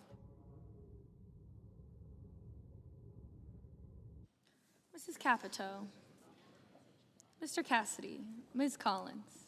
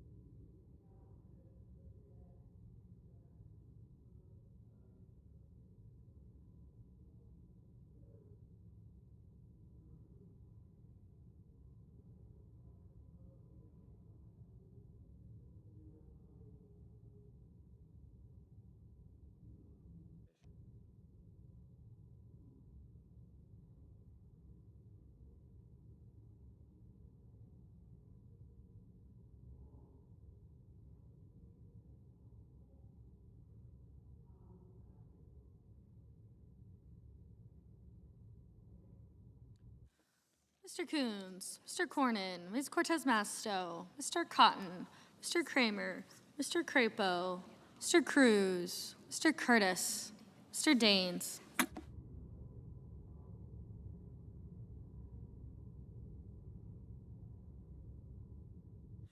Ms. Duckworth, Mr. Durbin, Ms. Ernst, Mr. Fetterman, Mrs. Fisher, Mr. Gallego, Mrs. Gillibrand, Mr. Graham, Mr. Grassley, Mr. Haggerty, Ms. Hassan, Mr. Hawley, Mr. Heinrich, Mr. Hickenlooper, Ms. Hirono, Mr. Hoven, Mr. Husted, Mrs. Hyde-Smith, Mr. Johnson, Mr. Justice, Mr. Kane, Mr. Kelly, Mr. Kennedy.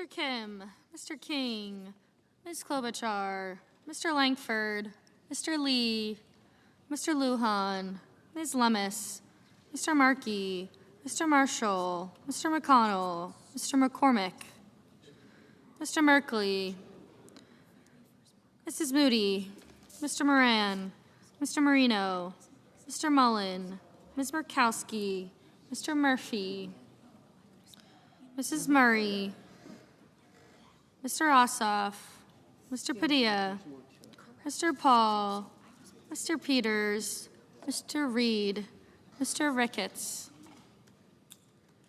Mr. Risch, Ms. Rosen, Mr. Rounds, Mr. Sanders, Mr. Schatz, Mr. Schiff, Mr. Schmidt, Mr. Schumer.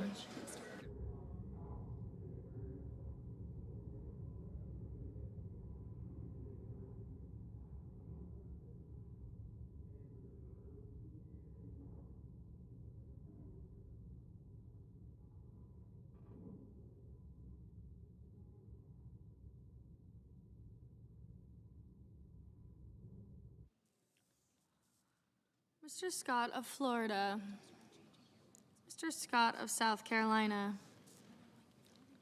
Mrs. Shaheen, Mr. Sheehy, Ms. Slotkin, Ms. Smith, Mr. Sullivan, Mr. Thune, Mr. Tillis, Mr. Tuberville, Mr. Van Hollen,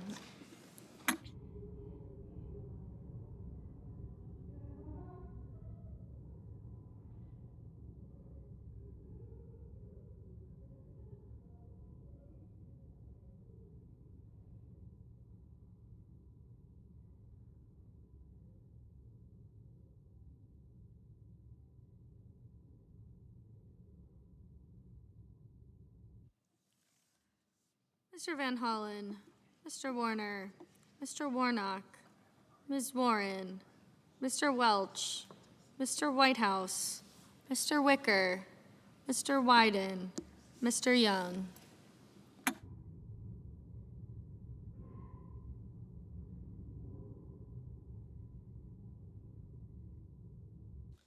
Senators voting in the affirmative: Britt, Collins, Fisher, Marshall, Moody, Moran, Tillis, and Young.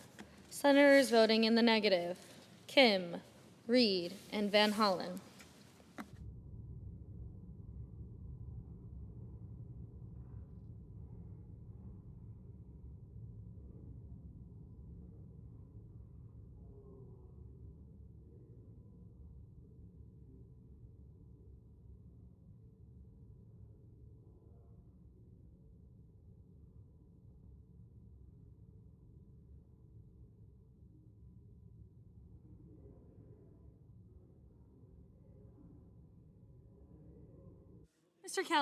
Mr. Kelly, no.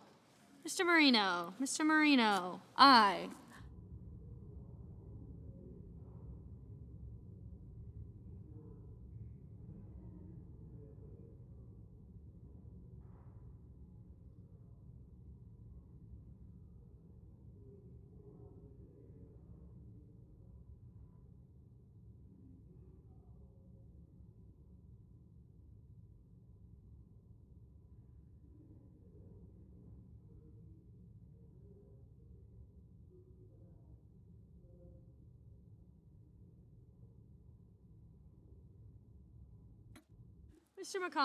Mr. McConnell, aye.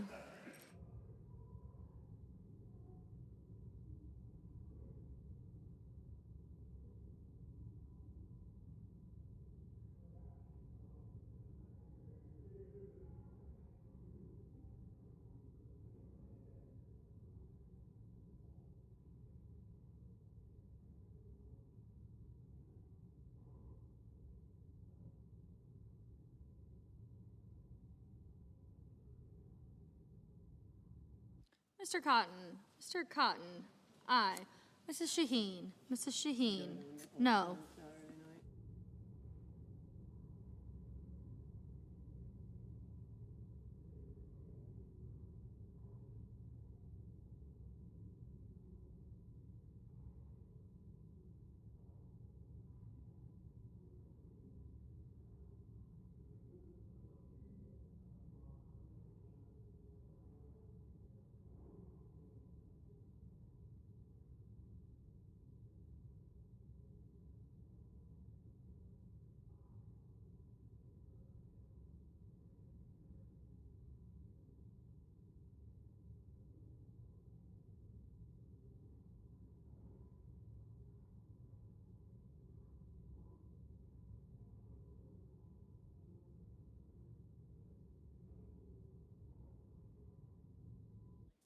Mrs. Capito. Mrs. Capito, aye.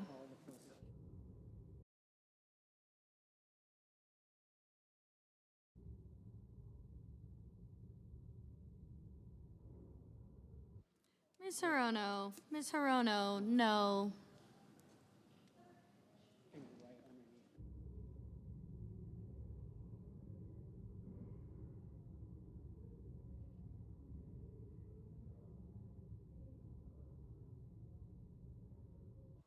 Mr. Grassley. Mr. Grassley, aye.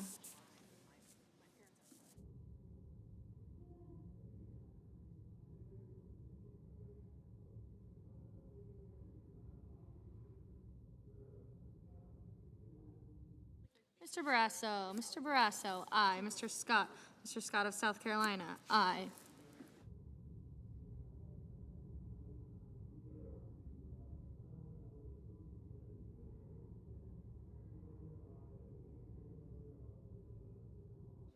Mr. Langford. Mr. Langford, aye.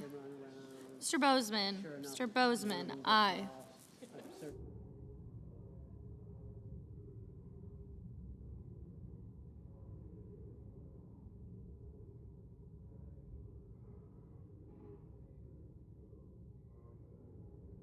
Mr. Cornyn. Mr. Cornyn, aye.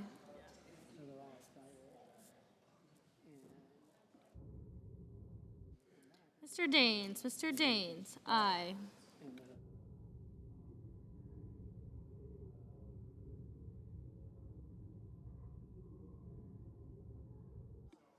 Mr. Wyden. Mr. Wyden, no.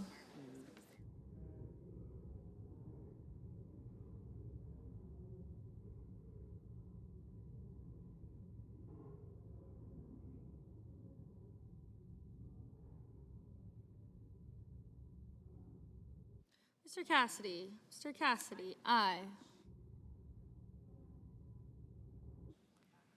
Mr. Wicker. Mr. Wicker, aye.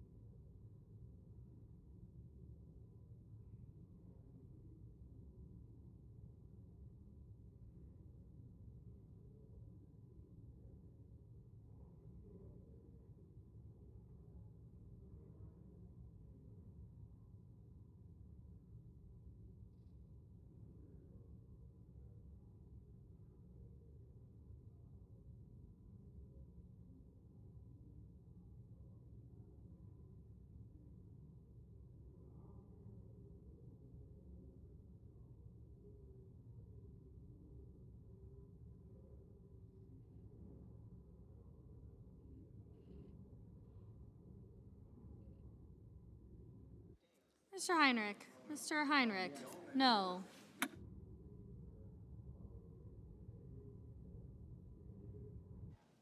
Mr. Merkley. Mr. Merkley, no. Mr. Hickenlooper. Mr. Hickenlooper, no.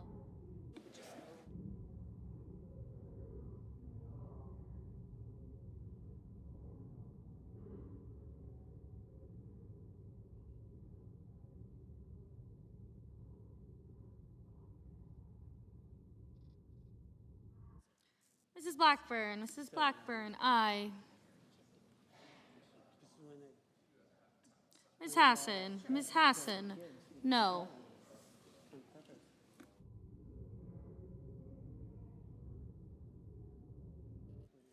Mr. Peters. Mr. Peters, no.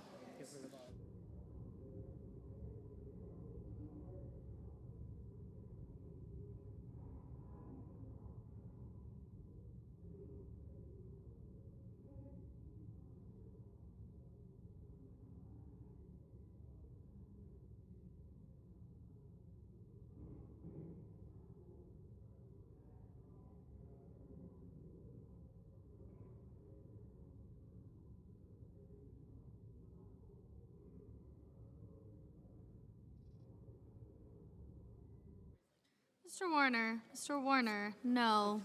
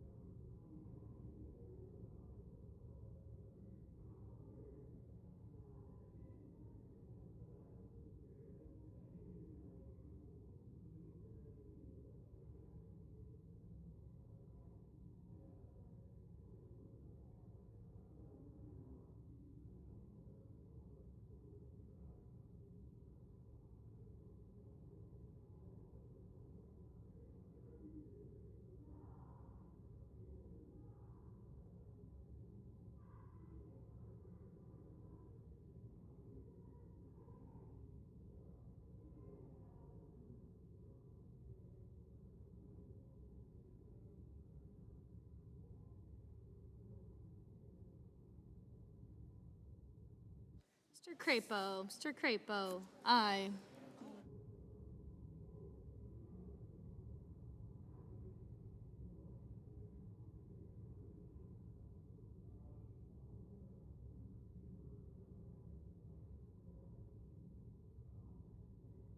Ms. Blunt Rochester, no.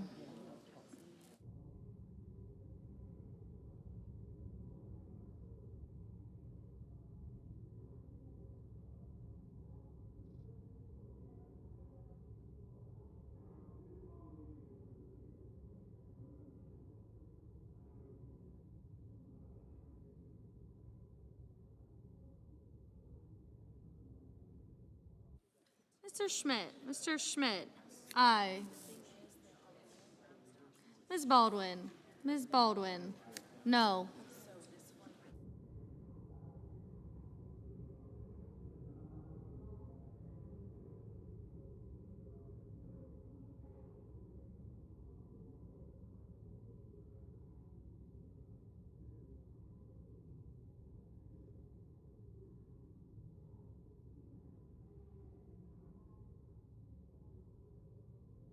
Mr. Booker, no.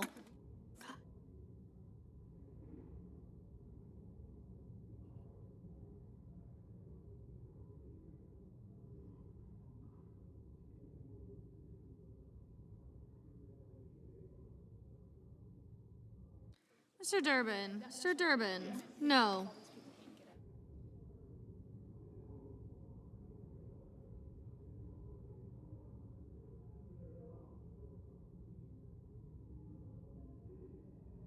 Mr. Padilla, no.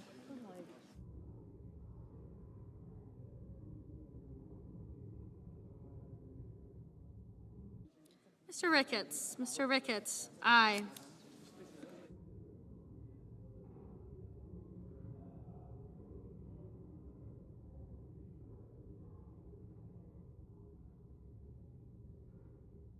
Ms. Warren, no.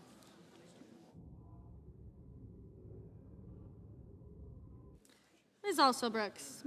Brooks, no.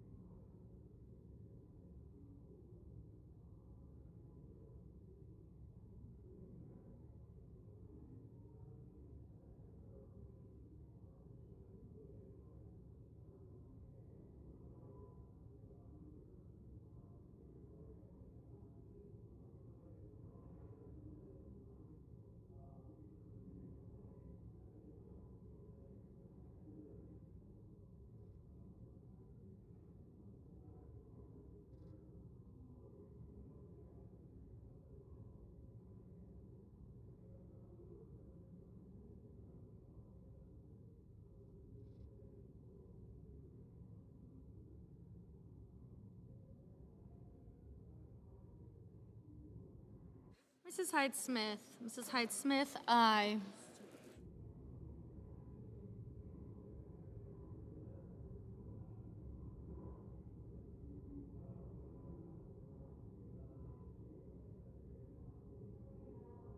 Mrs. Gillibrand, no.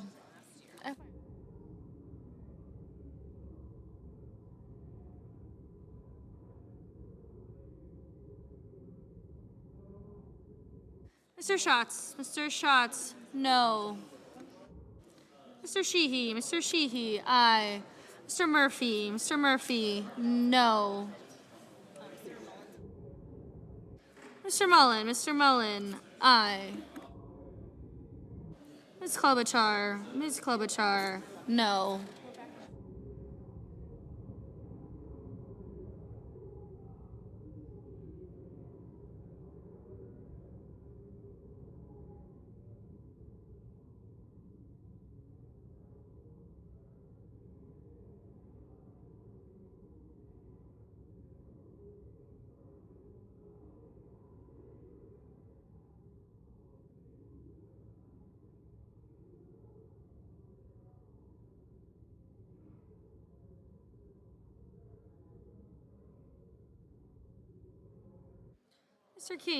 Mr. King, no.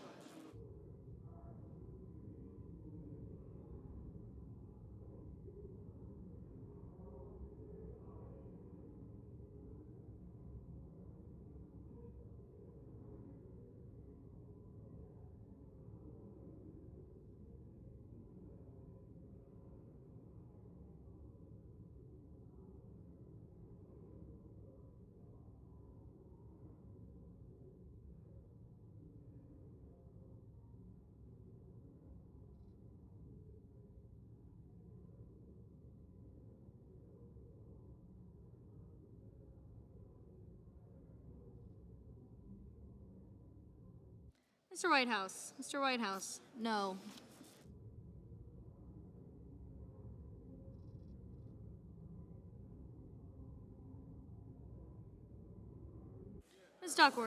Ms. Duckworth, no.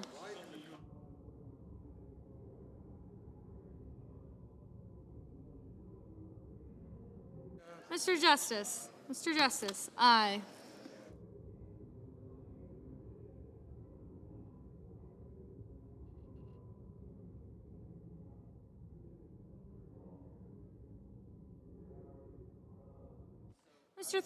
Mr. Thune, aye.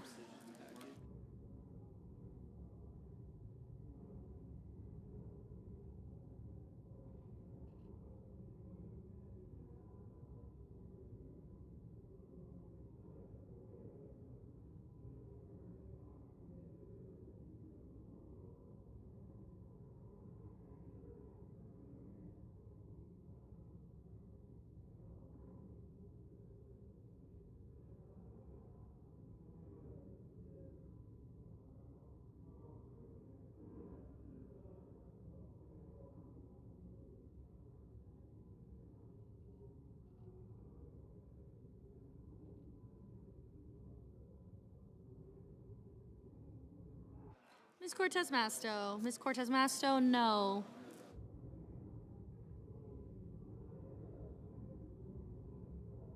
Ms.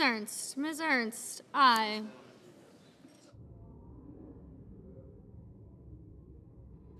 Mr. Warnock, no.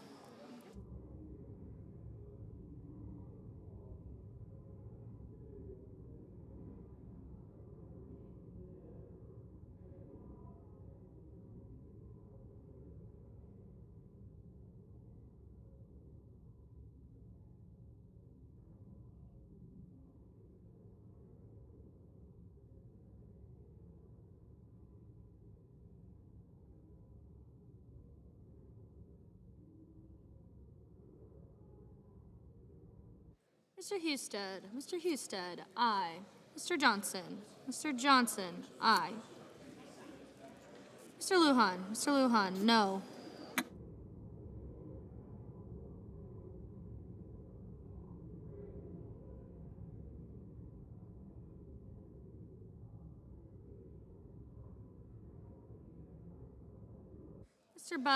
Mr. Budd, aye.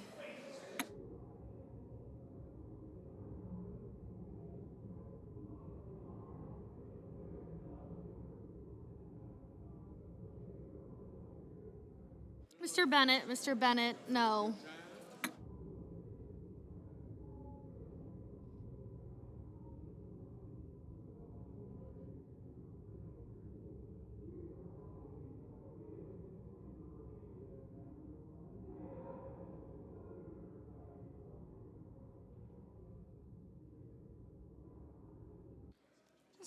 Mr. Scott of Florida, aye. Ms. Smith, no. Mr. Ossoff, no.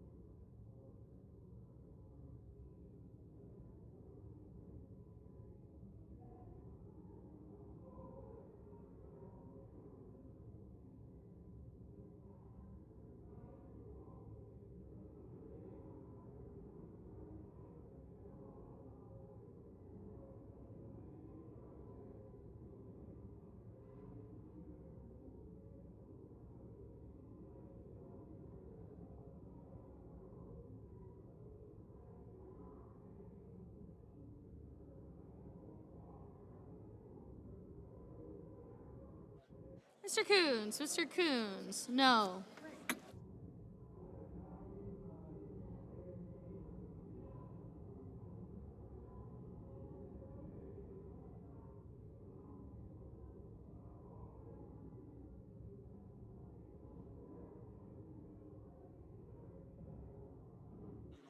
Mr. Kennedy, aye.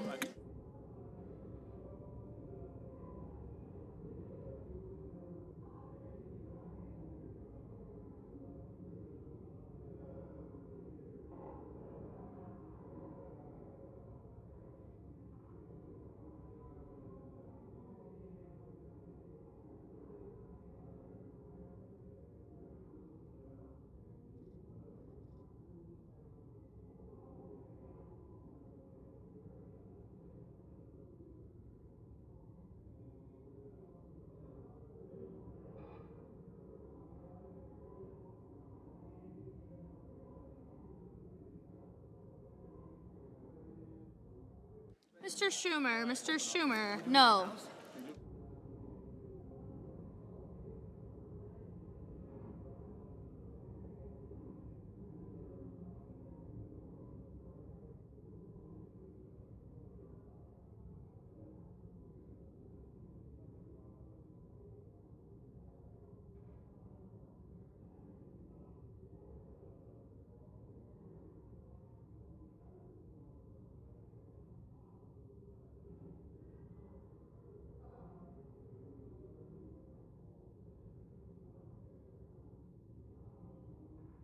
Mr. Graham, aye.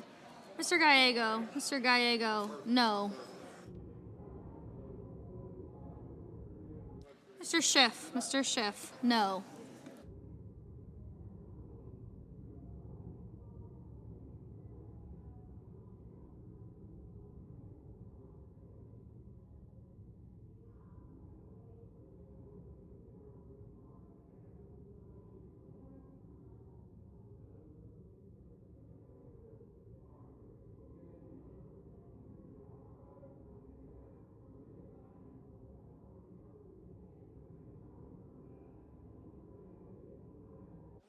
Mr. Sanders, no.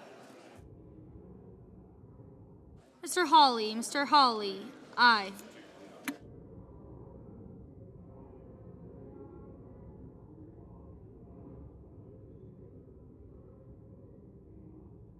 Mr. Blumenthal, no.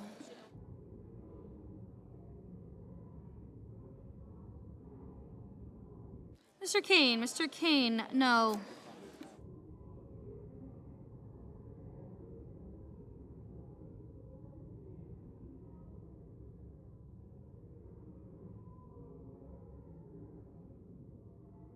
Mr. Cruz, aye.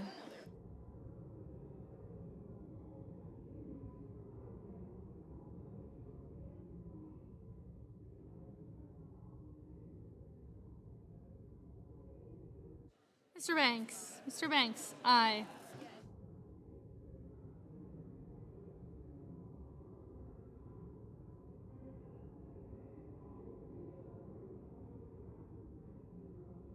Mr. Kramer, aye.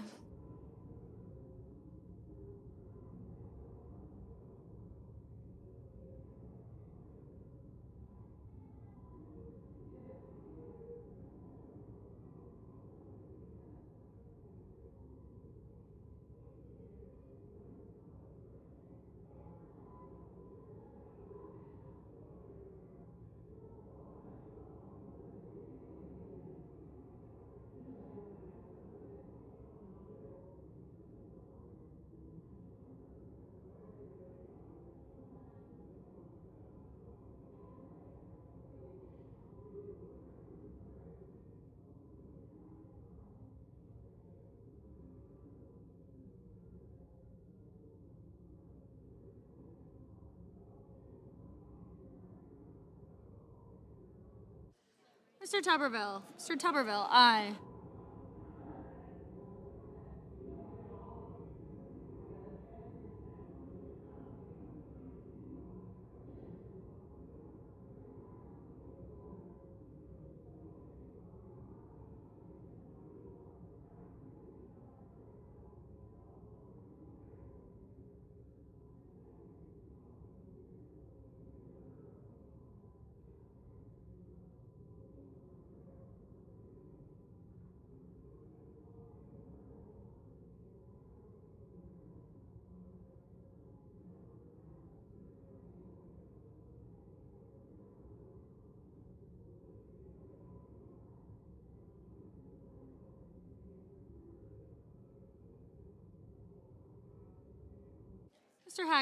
Mr. Haggerty, aye.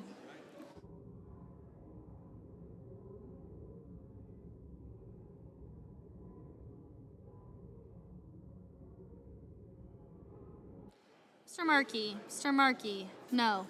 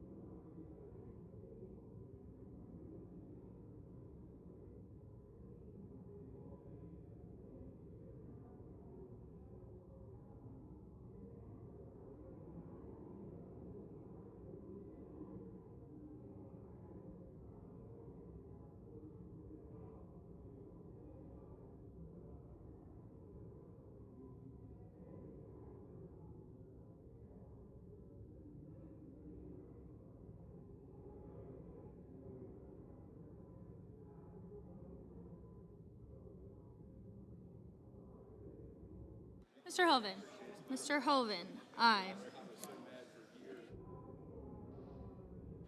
Ms. Cantwell, no.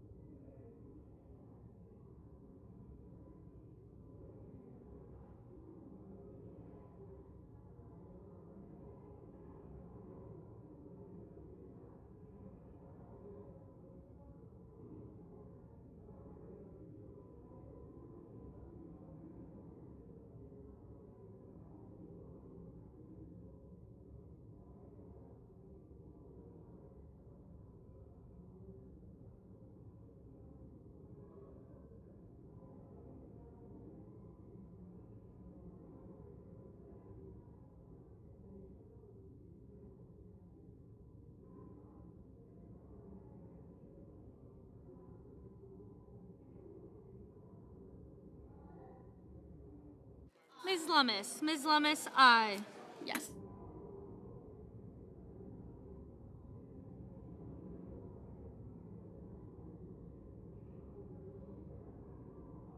Mr. Risch, aye.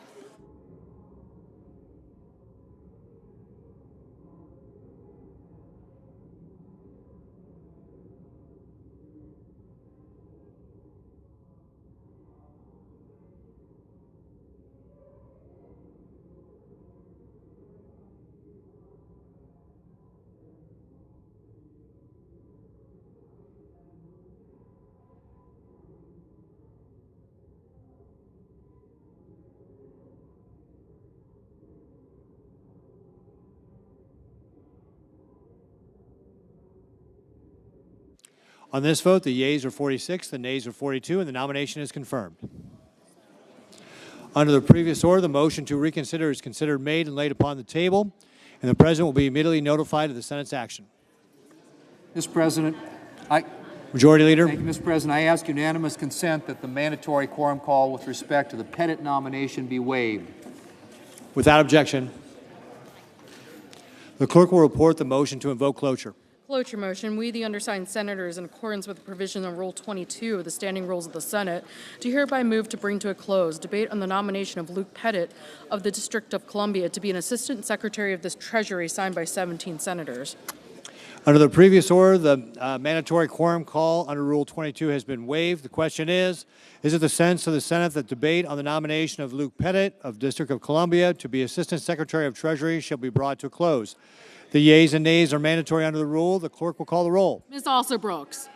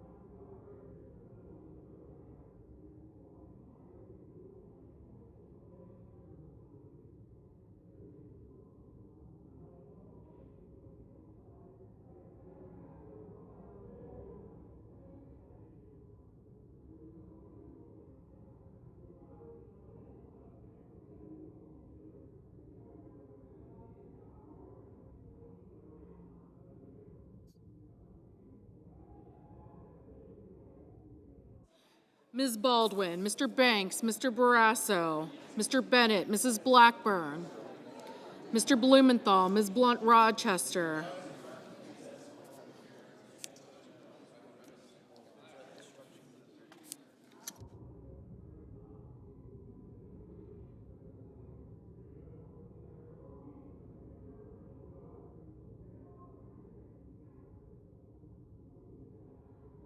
Mr. Booker, Mr. Bozeman, Mrs. Britt, Mr. Budd, Ms. Cantwell, Mrs. Capito, Mr. Cassidy, Ms. Collins,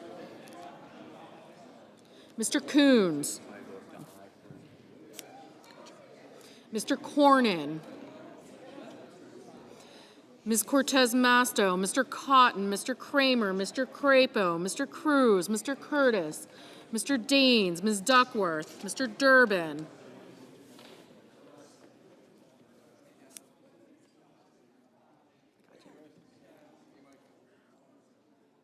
Ms. Ernst, Mr. Fetterman, Mrs. Fisher, Mr. Gallego, Mrs. Gillibrand, Mr. Graham, Mr. Grassley, Mr. Haggerty, Ms. Hassan, Mr. Hawley, Mr. Heinrich, Mr. Hickenlooper, Ms. Arono, Mr. Hoven, Mr. Husted, Mrs. Hyde-Smith, Mr. Johnson, Mr. Justice, Mr. Kane, Mr. Kelly, Mr. Kennedy, Mr. Kim, Mr. King, Ms. Klobuchar, Mr. Langford, Mr. Lee, Mr. Lujan, Ms. Lummis, Mr. Markey, Mr. Marshall, Mr. McConnell, Mr. McCormick, Mr. Merkley, Mrs. Moody, Mr. Moran, Mr. Marino,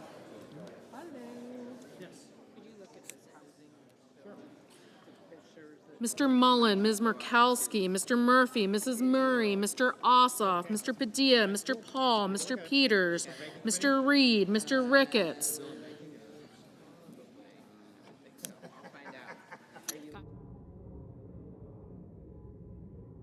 Mr. Risch, Ms. Rosen, Mr. Rounds,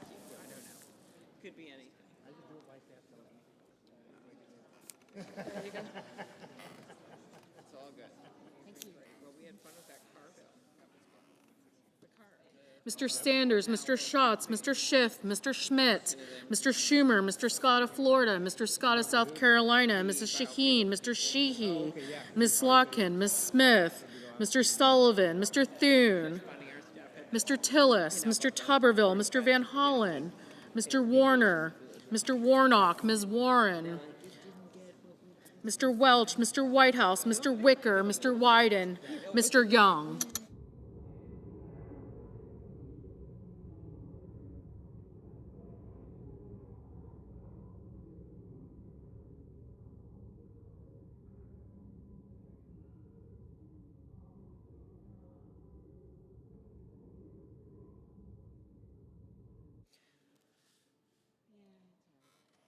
Senators voting in the affirmative: Also Brooks, Barrasso, Blackburn, Budd, Cornyn, Cotton, Crapo, Daines, Ernst, Gillibrand, Graham, Grassley, Haggerty, Hassan, Hawley, Husted, Hyde-Smith, Johnson, Justice, Kelly, Kennedy, Kim, Langford, Lummis, Mullen, Peters, Reed, Risch, Schiff, Schmidt, Scott of South Carolina, Tuberville, Warner, and Whitehouse.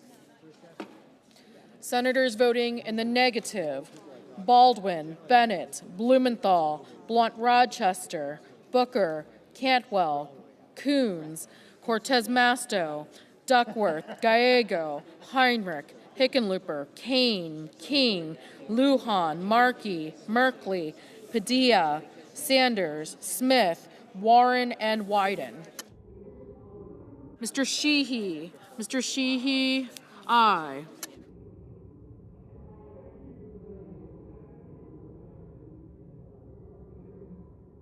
Mr. Thune, aye. Mr. Hoven, aye. Mr. Kramer, aye.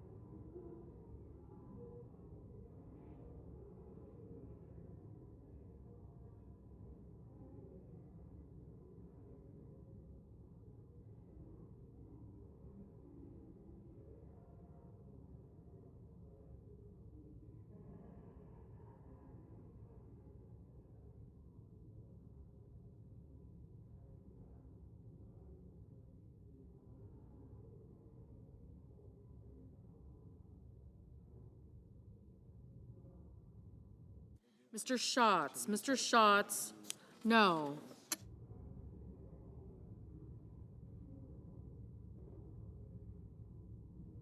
Mr. Van Hollen, no.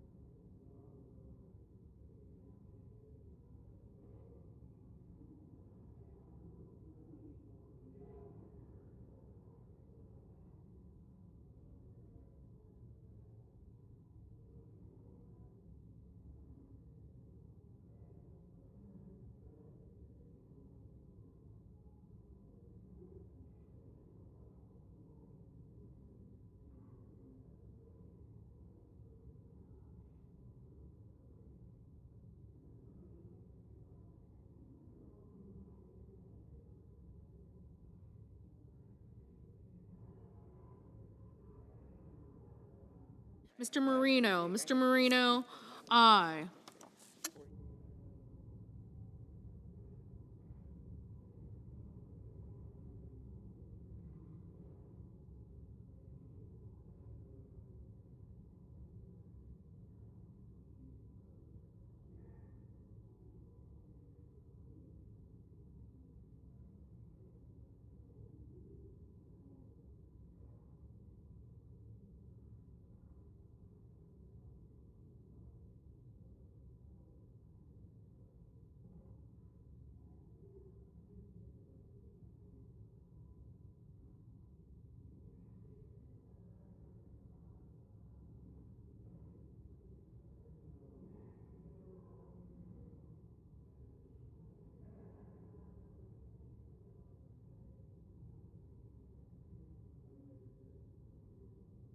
Mrs. Shaheen, aye.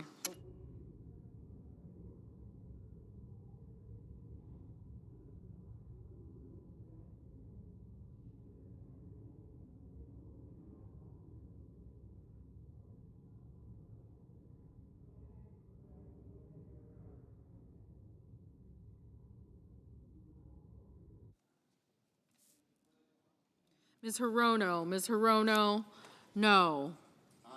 Mr. Wicker, aye. Mr. Young, aye.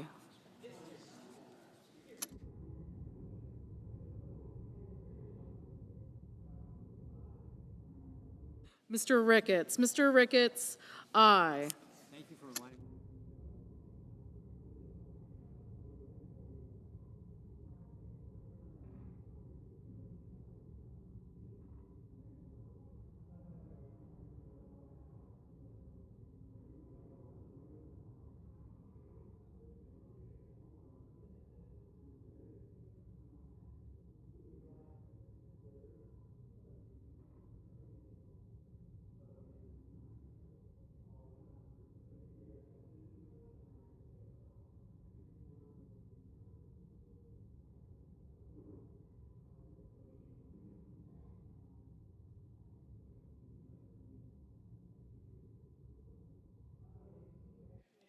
Mrs. Fisher, aye.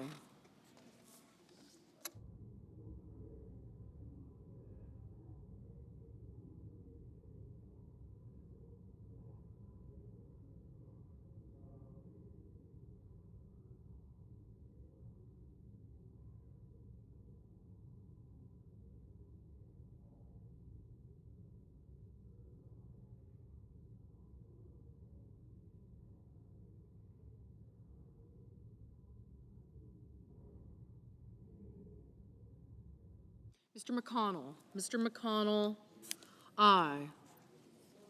Mr. Murphy, no.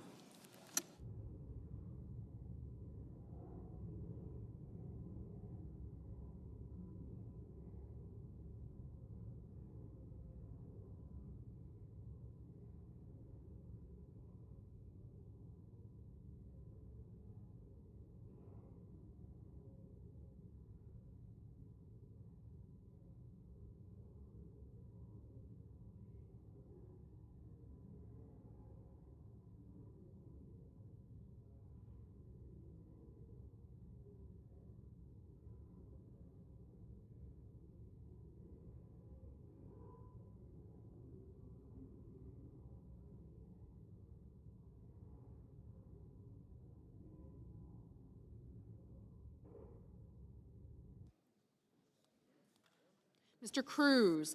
Cruz, aye. Mr. Marshall, aye. Mr. Cassidy, aye.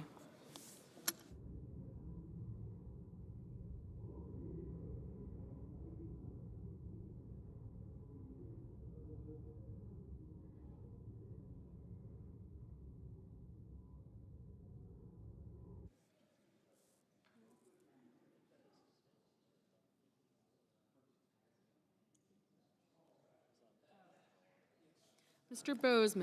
Bozeman, aye.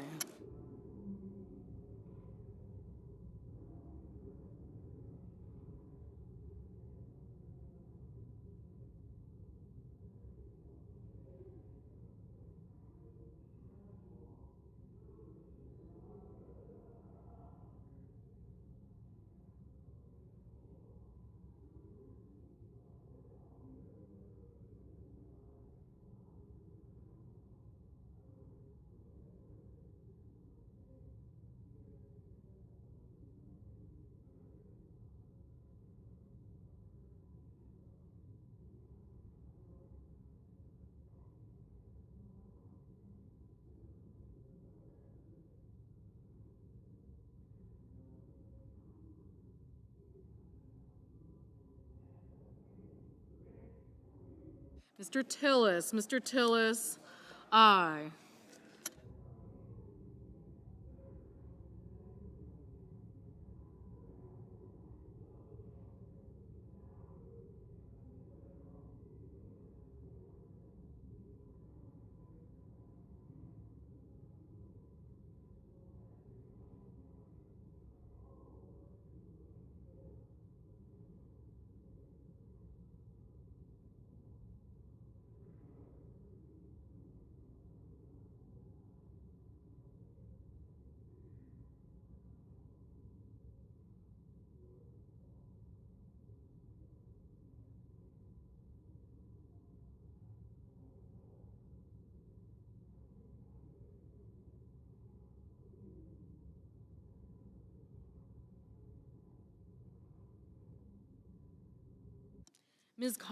Ms. Collins, aye.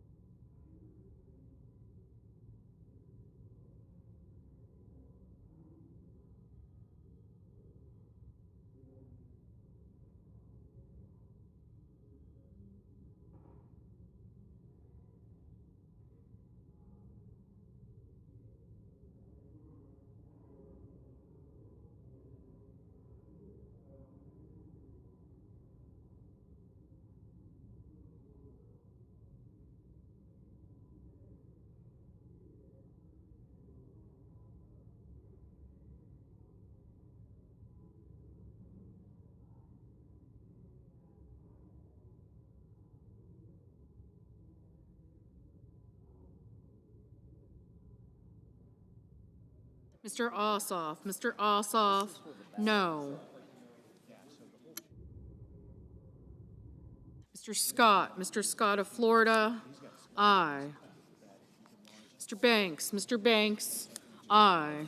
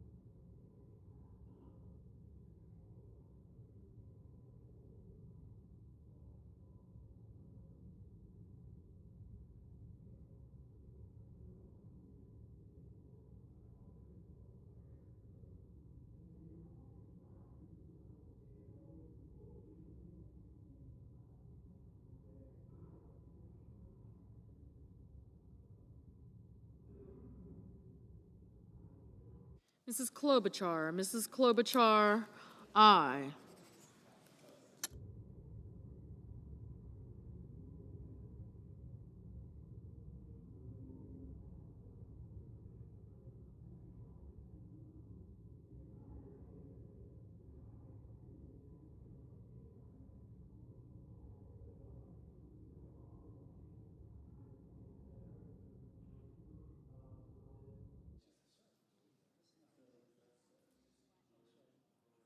Mr. Moran.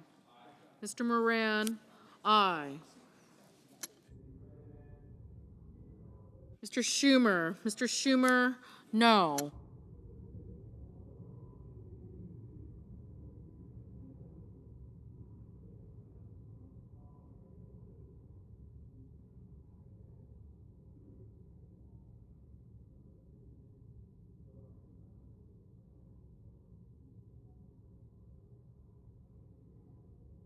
Mr. Warnock. Mr. Warnock, aye.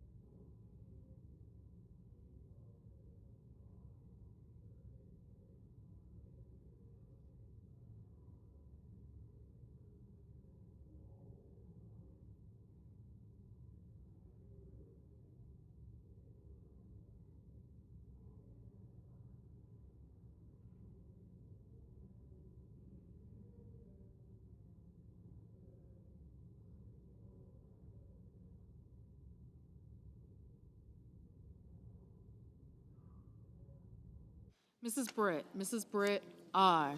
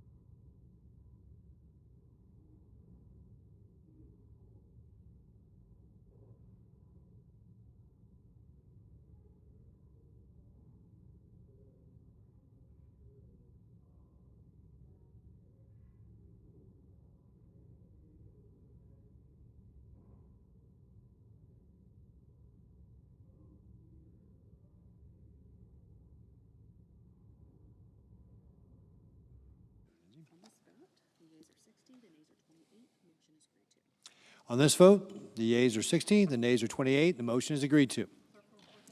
The clerk will report the nomination. Nomination, Department of the Treasury, Luke Pettit of the District of Columbia to be an Assistant Secretary. Mr. President, Majority Leader. I ask unanimous consent the Senate resume legislative session, be in a period of morning business with senators permitted to speak therein for up to 10 minutes each. Without objection. I ask unanimous consent that the Senate proceed to the immediate consideration of calendar number 89, S433. The clerk will report. Calendar number 89, S433, a bill to require the Secretary of Commerce to establish a National Manufacturing Advisory Council within the Department of Commerce and for other purposes. Without objection, the Senate will proceed to the measure. Mr. President, I ask unanimous consent that the committee reported amendment be agreed to and the bill as amended be considered read a third time. Without objection. Mr. President, I know of no further debate on the bill as amended. If there's no further debate, the question on the passage of the bill is amended. All in favor say aye. Aye. All opposed, no. The ayes appears to have it. The ayes do have it. The bill as amended is passed. Mr. President, I ask unanimous consent that the motion to reconsider be considered made and laid upon the table. Without objection. I ask unanimous consent that the Senate proceed to the immediate consideration of calendar number 86, S283. The clerk will report. Calendar number 86, S283, a bill to require the Undersecretary of Commerce for Standards and Technology and the Administrator of National Oceanic and Atmospheric Administration to develop a standard methodology and so forth and for other purposes. Without objections, the Senate will proceed to the measure. Mr. President, I ask unanimous consent that the bill be considered read a third time and passed, and that the motion to reconsider be considered made, laid upon the table. Without objection. I ask unanimous consent that the Committee on the Judiciary be discharged from further consideration, and the Senate now proceed to S-Res 283.